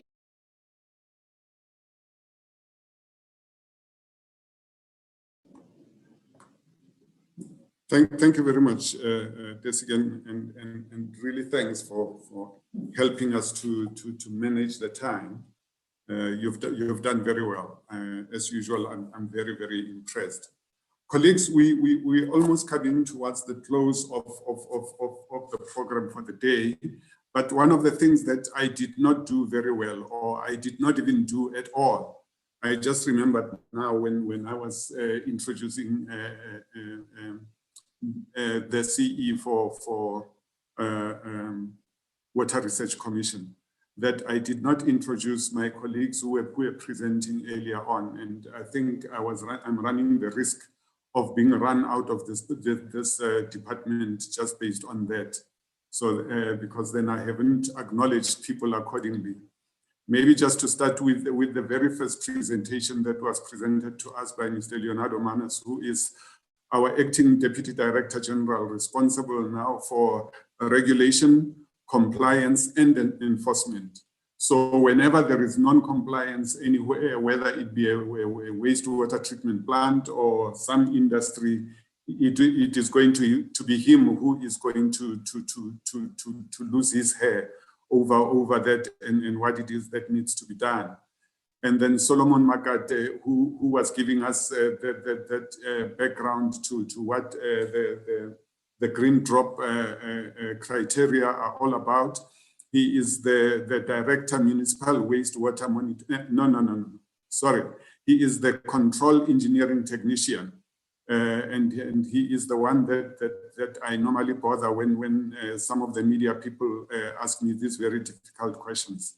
And then Rodney Matebula, who also presented to us, is the Deputy Director responsible for drinking water quality management, which is a very important function, because if we do not look after our drinking water quality, then the country would be prone to all of these waterborne diseases, which will make our country very undesirable in terms of tourism and all other issues that can become challenges for us to attract incoming expenditure from people from abroad.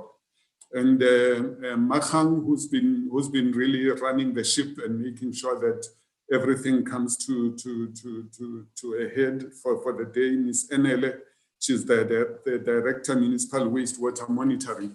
So colleagues, those are some of the colleagues that we have that are assisting the department to really be able to do the work that we need to do. Colleagues, before we get to the next point, maybe what we can be able to do is look at some of the issues that have come through as part of the Q&A, and maybe we can get some assistance in terms of some of the issues that are being raised.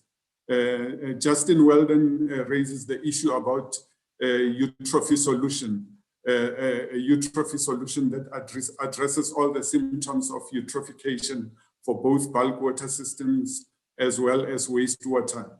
That is in terms of the green drop and environments. Oh, I see it. So he would like to sell this technology, I think, because he's asking about how he can be able to engage not just the department, by the way, because some of this infrastructure is actually in the hands of local municipality.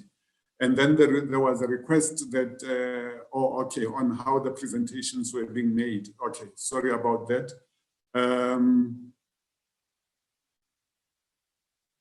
Yes, and there is an appreciation of obviously what these processes will assist us in, and that this will definitely improve the process for both the municipalities and audit processes. And that comes from Sean Muarjas. I hope I'm pronouncing that surname correctly, Sean. If not, please don't kill me. But colleagues, we are coming almost to the very end of our engagement for the day. I'm not too sure if the acting Director General is online to be able to give us her overall impression on the work that is underway. Leonardo, would you like to indicate whether we've got the acting DG on, Ms. Deborah Muchotli?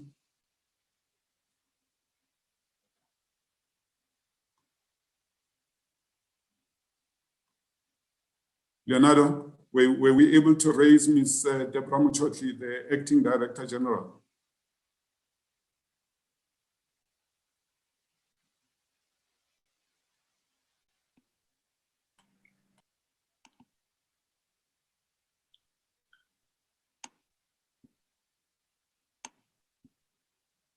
Colleagues, can we be just a little patient? I think he's engaging with the Acting Director General on the phone as we see. Leo, we're in your hands. She will. I don't see in the room, but she's in. Can you? I'm not sure if the acting DG is in the room, but she just indicated I am here. Oh, you're on the wrong name. Okay, Solomon. I don't know why you can't. I don't understand why you can't find me there. I can see you. I can see Raratau there. Because your name is Solomon Makate on the screen, but it's fine. Hey guys. I don't understand how that happened because I am home and yeah, but earlier I had challenges. So I don't know whether resolving the challenges then change my name to Solomon Makate. Program Director Ratau.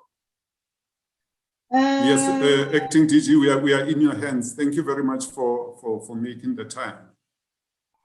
Sure. I see the head of ministers advisory team is here, Mr. Jürgen Kochel. Hope I am pronouncing it much better today. The CE of the Water Research Commission, Mr. Desikan Naidu, all colleagues that are here and protocol observed. Thank you, Program Director. The relaunch of this program, which we call the incentive-based regulation, I hope this meeting has not changed that. Joining the session and addressing the session at a later stage becomes a bit of a problem sometimes because you don't have the benefit of what went before.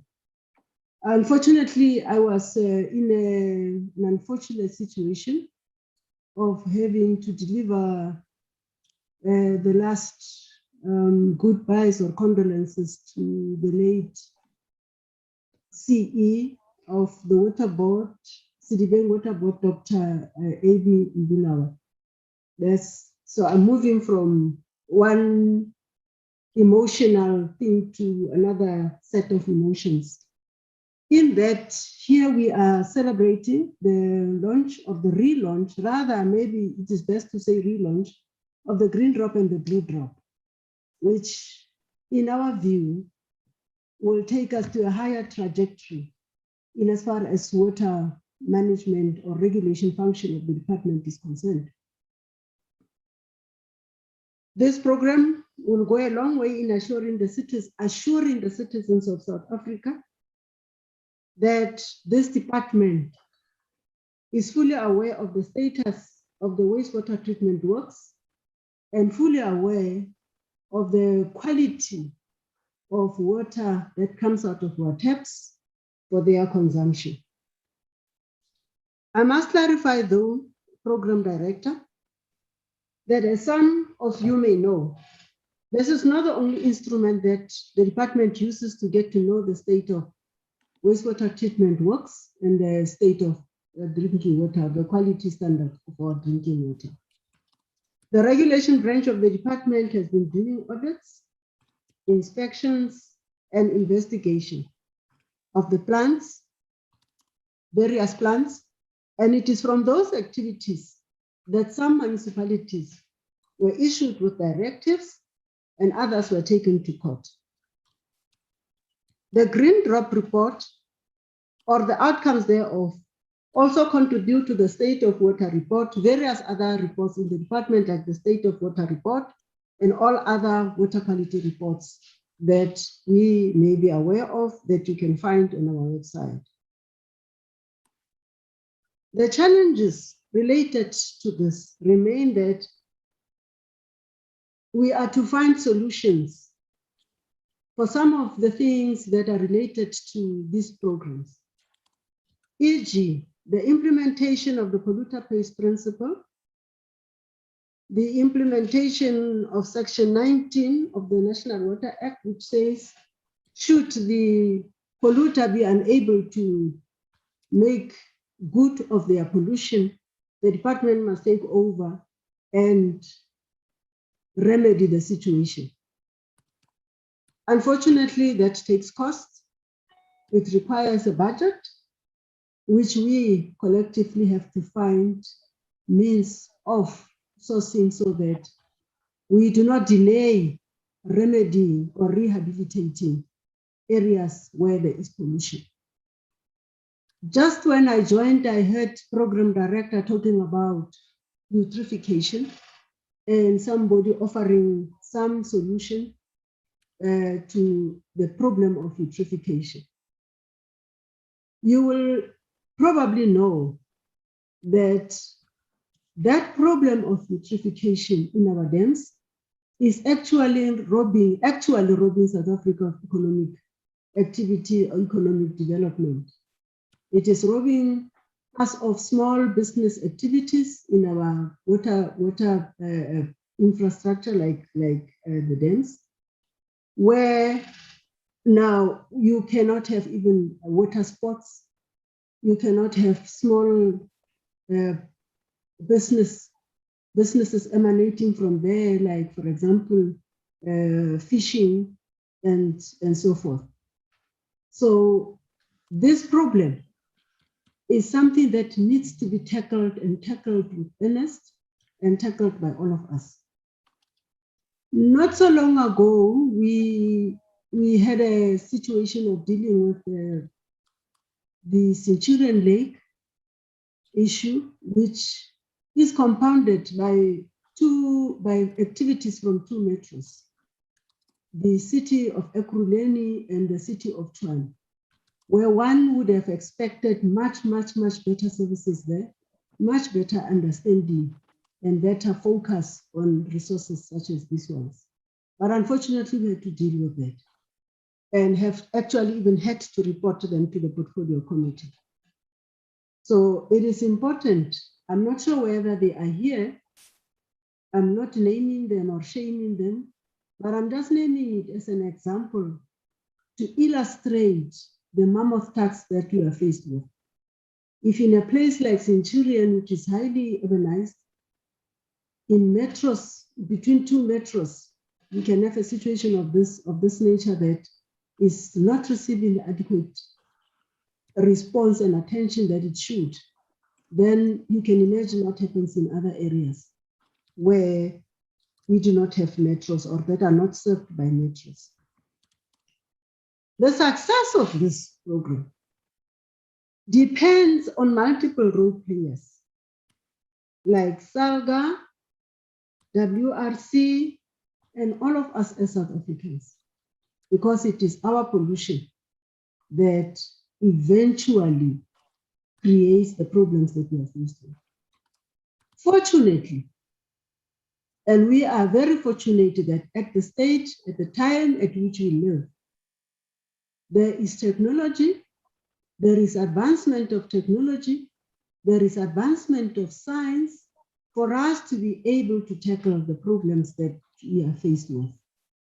It is incumbent upon us as a collective to find the suitable and appropriate technology to the problems that we are faced with, the problems of pollution, the problems of unfit for human consumption water, or water for unfit for human consumption, water that does not meet the standard, the ISO standard and the SABA standard, or the SANA standards.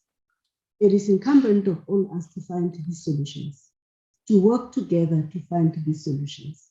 It is not a report that will be produced that will find solutions. It is us engaging with the report that will be produced to find solutions and to help alien municipalities. Because if we leave them to their own devices, we will forever be faced with a problem such as the one that I have mentioned. Now, Program Director, ladies and gentlemen, the task before us is not a small one. The task before us is not something that we can do overnight, but it is us working on a program, a well thought out program, a well thought out program with milestones that we can achieve and with a goal in mind. In other words, us being goal oriented and our actions showing that we are indeed goal oriented. And sometimes it requires boldness. The boldness that may be frowned upon by other people who don't understand the nature of our sector and how this sector can impact on the economy of our country. If it means using the legislation of this country to the latter that of taking some people in their personal capacities to court for them to account for what they needed to have done and they didn't do, so be it. Let's do that, because it is for the economy of the country, it is for the future of our country, it is for everyone's benefit that we manage our water resources in the best way possible. We cannot be having a constitution that is lauded as good, a National Water Act that is lauded as the best, and still have the situation of water that we are faced with at the moment. I think that time has gone by for us to sit and say it is because of municipalities. Time has passed for us to sit and say it is local government. It is time for us to say we are one government. And if one of us is not doing what they're supposed to do, we need to take bold decisions. We need to act boldly. I am emboldened by the recent cabinet resolution to establish an interministerial committee on water and sanitation. It emboldens me because it is at that level that we will be able to put across some of the unprecedented solutions and proposals on the table for our principals to go to actually engage with. It was in 2014, I think, when the chairperson of the Portfolio Committee of Water, it was Water and Environment then, Advocate Johnny Dilange, was giving a handover report. It was at the end of their era or of their period then. And one of the things that he lamented on, I reminded him the last time I saw him, one of the things that he lamented on was how local government, in as far as water and sanitation is concerned, it is going to draw us back, and that it is time that attention be given to that. It was in 2014 or 2013. We're now 2021, we're still saying the same thing. That's why I'm saying that I'm emboldened by this decision to establish the Water and Sanitation Interministerial Committee to deal with. When you look at the draft terms of reference, it really means that if that interministerial committee is set, if it receives our attention, if we participate there, then we should be able to put bold decisions and proposals on the table for our principals to assist us. We cannot continue like this, where every day we see the people that don't have water, sharing water with animals, our dams green, and so forth and so forth. It cannot be that we allow this thing to continue like it is. And so in a way,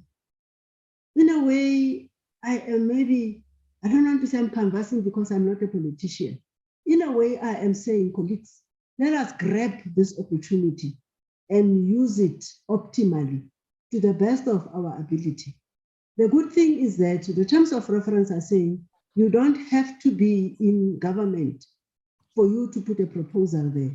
It says that we can invite professionals. We can set up task teams of professionals and technical people to advise the interministerial committee.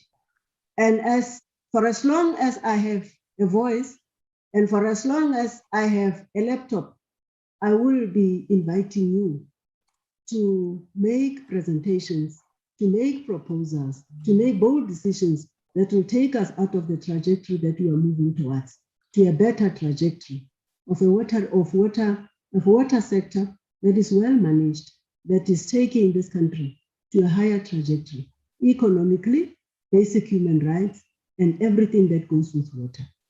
And with this encouraging words, colleagues, I would like to thank my colleagues for having organized this webinar and everybody that has participated. I've missed your participation, but your contribution rather in your presentations, but I think they will be made available for us to look at, especially as we make proposals in the Interministerial Committee. And so, colleagues, I want to thank you and appreciate the work that you are doing and say to you, let's work together and move together, because together we can do more. I thank you, Program Director.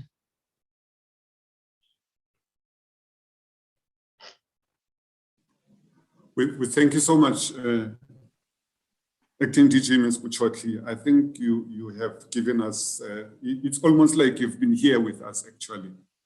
And, you know, when I was talking to Leonardo in the morning, and the fact that we needed to rework the program so that you and your input together with the minister's input would rather come later in the day. I think it was the work of the universe, because your input has come at the best of times, and it has actually spoken to all of the things that we have been able to listen to through the day. I'm not even going to try and explain what you were saying, Acting DG, because I might run the risk of actually derailing everything that you had said. But I know that there is the particular emphasis you made on cooperative governance, and how in the eyes of the communities that we serve, there is only one government out there. And I think it's an important thing for civil servants to remember always, and not just in this sector, but across all of government, because in the ultimate, that is where we are. We are all serving the community of this country. And a reminder as well that we are, by the way, enjoined by the Constitution to protect the environment. And the environment definitely includes all of the water ecosystems that this department is responsible for. So we cannot get out of that. We do not have we do not have any opportunity of having the get out of jail card in our hands. So we are just bound to make sure that whatever however we are directed by the Constitution and, you know, through the regulations and the acts, we must just do accordingly. And thank you so much for your words, colleagues. I'm sure that we all have heard, and we do not need an interpretation of what the Acting DG has just given to us. According to the program, we will now come to the point where we were going to have the input by the minister, who is unable to join us today. But as the Acting DG did indicate, we have the head of the advisory panel of the minister by the name of Mr. Jürgen Kohl, who will be able to give us a few words, obviously on behalf of the minister, and obviously having had that interaction with the minister to be able to tell us exactly what it is that the minister is thinking about this work that is getting underway, especially under her watch. So Jürgen, we hand over to you, and we do ask that you give us the input on behalf of the minister. Mr. Jürgen Kohl, over to you. Thank you very much, Sputnik, also known as the program director, to the DG, the fellow panelists, as well as all those who were interested enough to join us at the launch of these two programs. The minister sends her apologies, and the reason for her not being able to join you today is circumstantial. The office in Cape Town has unfortunately had, given how small it is, a plethora of COVID-19 positive cases, and that makes it difficult for her to get the support that would have allowed her to join you today. However, I'm very pleased to have been present today to listen to the various contributions in support of the launch of these two drop programs. And given that this is much earlier than the minister had expected this launch to be, to the DG and you as team members reporting to her, congratulations that this is an accelerated program. It's much appreciated that the dedication is there, that you continue to do this ahead of time and with the dedication that the programs have portrayed to us as participants in this webinar. There are three messages that I wish you to have, and those also who are here from the media should know. One, both these programs are part of the master plan that was launched by the minister as her commitment to establish water security for the next 50 years for the country and all its citizens and inhabitants, which was launched in 2019. And that's the blueprint that we're working at to ensure that that water security is a reality. The second portion of this, you need to know that these programs are part of the performance agreement that the minister has with the presidency. So this is a very serious commitment to ensure that the programs are launched and executed in a way that is a complement to those who receive the benefits of it, because it's respectful to deliver water clear and healthy and usable in the way that the Constitution demands. It's not a nice to have, it's a constitutional right. The second thing about these two drops programs is the following. It is essentially a maintenance and conservation technique, which means that what we have, which is becoming less and less given how many people there are in the country, needs to be managed conservatively, managed judiciously, and managed in the way that it is respectful to know that it is not unlimited in its supply. And unfortunately, much of the continent, as well as in the subcontinent, maintenance and support of existing infrastructure, whether it's natural or man-made, has had a limited provenance of excellence. So these two programs are there to prove that that the prejudice against the underperformance and maintenance is going to be met by the excellence of those who execute these two programs as a first line of defense, to say we on the continent and in the subcontinent will do it and can do it not only as a constitutional demand, but because we want to do it appropriately and provide this demonstrable performance against any prejudice that we as leaders in this field are not capable of delivering in an excellent way. So it will be a proof for us to provide, or a basis for us to provide, an excellent performance as also as a first defense against any bigotry that we may face. And the third message is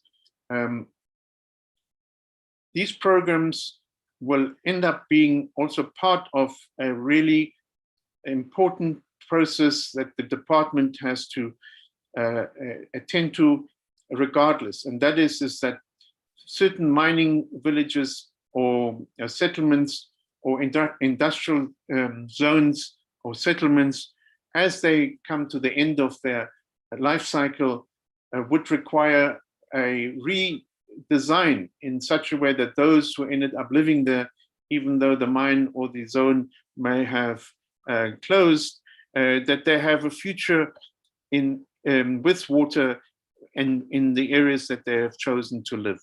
So these drop programs will conscientize everybody to make sure that the water resources that are left behind are available to human consumption and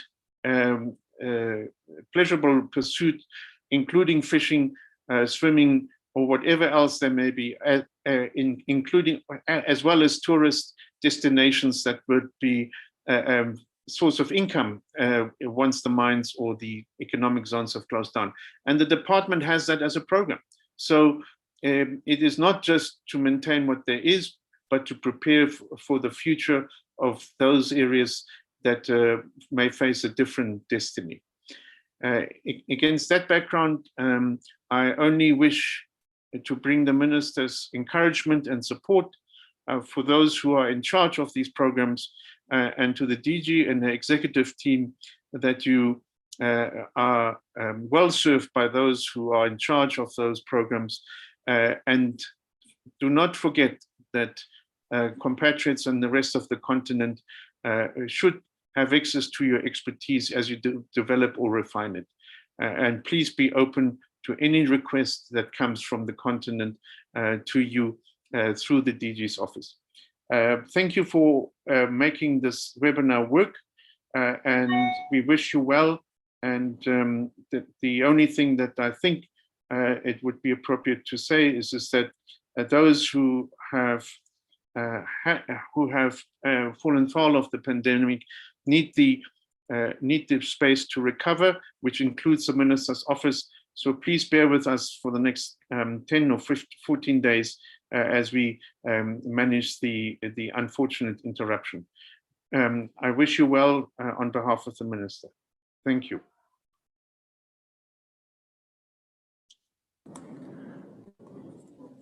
Mr. Cole, thank you so much for that input.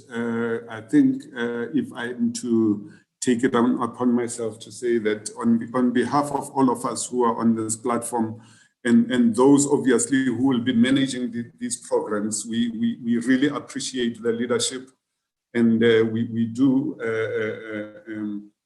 hope that we will have sufficient recovery from the office of the minister and the deputy minister for us to be able to really continue to enjoy this leadership and guidance.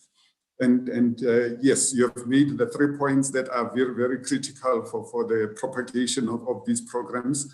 So it's something that the colleagues will take back. Obviously, as you particularly indicated, that these programs have or rather form part of the performance agreement with the presidency. And therefore, it's the performance agreement with the rest of South Africa for not just us as a department, but all the way from the top in the ministry to deliver on this. So all of us do not have a choice. We just have to make it real. But just to also say to part of the messaging, probably back to the minister, is that it's true that the continental flavor is on this platform, by the way. We have already had a question from someone in Nigeria wanting to know how we can be able to share this experience. So I think the minister's work is almost cut out in the African Ministers' Council on Water. That this will definitely form part of the engagements with her fellow ministers going forward. But we do appreciate, colleagues, I must be grateful to all of the participants, the speakers and the panelists for their work, but I must also appreciate those that have been on the platform, that there has not been any distraction from all of us. And we do, from my point of view, as the person who was directing the program, I do appreciate that. I will now hand over back to the acting Deputy Director General, Leonardo Manas, to give us a vote of thanks and closure. Thank you so much. Leo, over to you. No, thank you very much, Sputnik. Or as I heard from my German mentor, that I should say, like, what is that? Program director. You got a promotion there. So thanks a lot for that. I will now continue and just give the thanks to and I will start with the acting DG for participating, as well as Mr. Jürgen Kochel for your participation on behalf of the minister.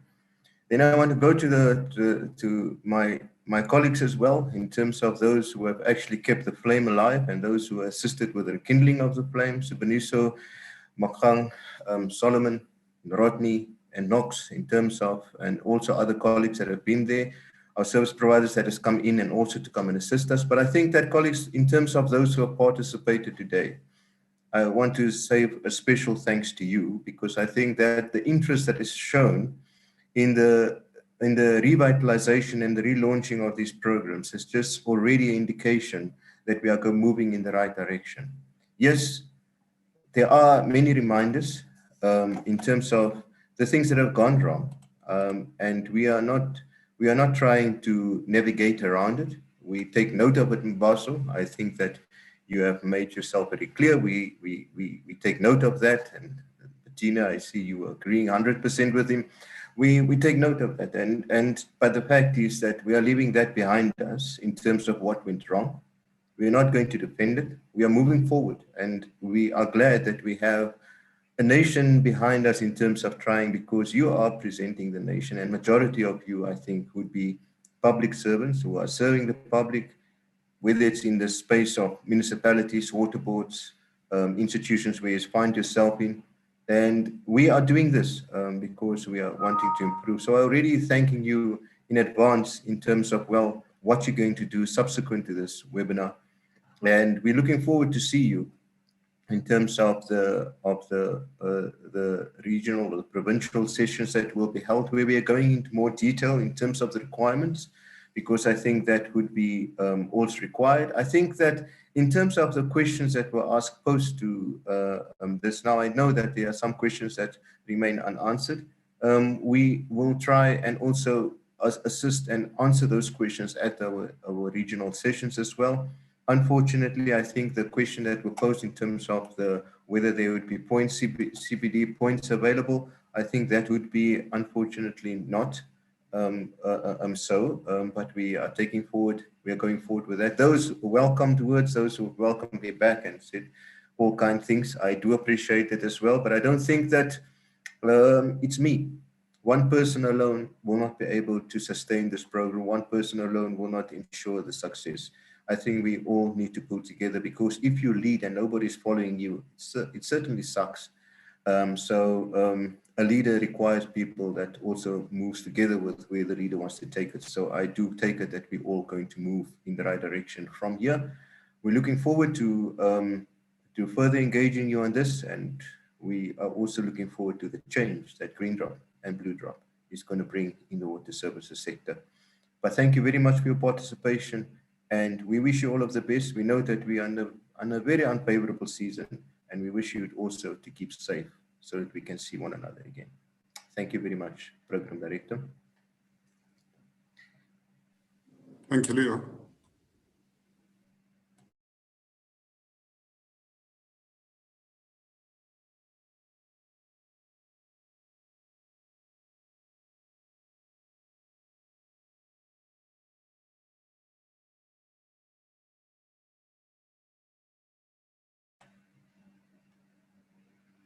So Sputnik must be declared closed.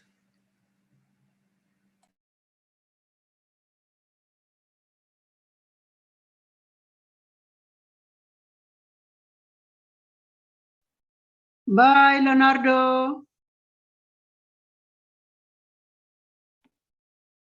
Thank you very much for all the arrangements. Thanks, DG. Thanks, Sputnik and Leonardo. See you soon. Thank you again. Thank you. And bye, colleagues. Bye, everyone. Bye. Bye.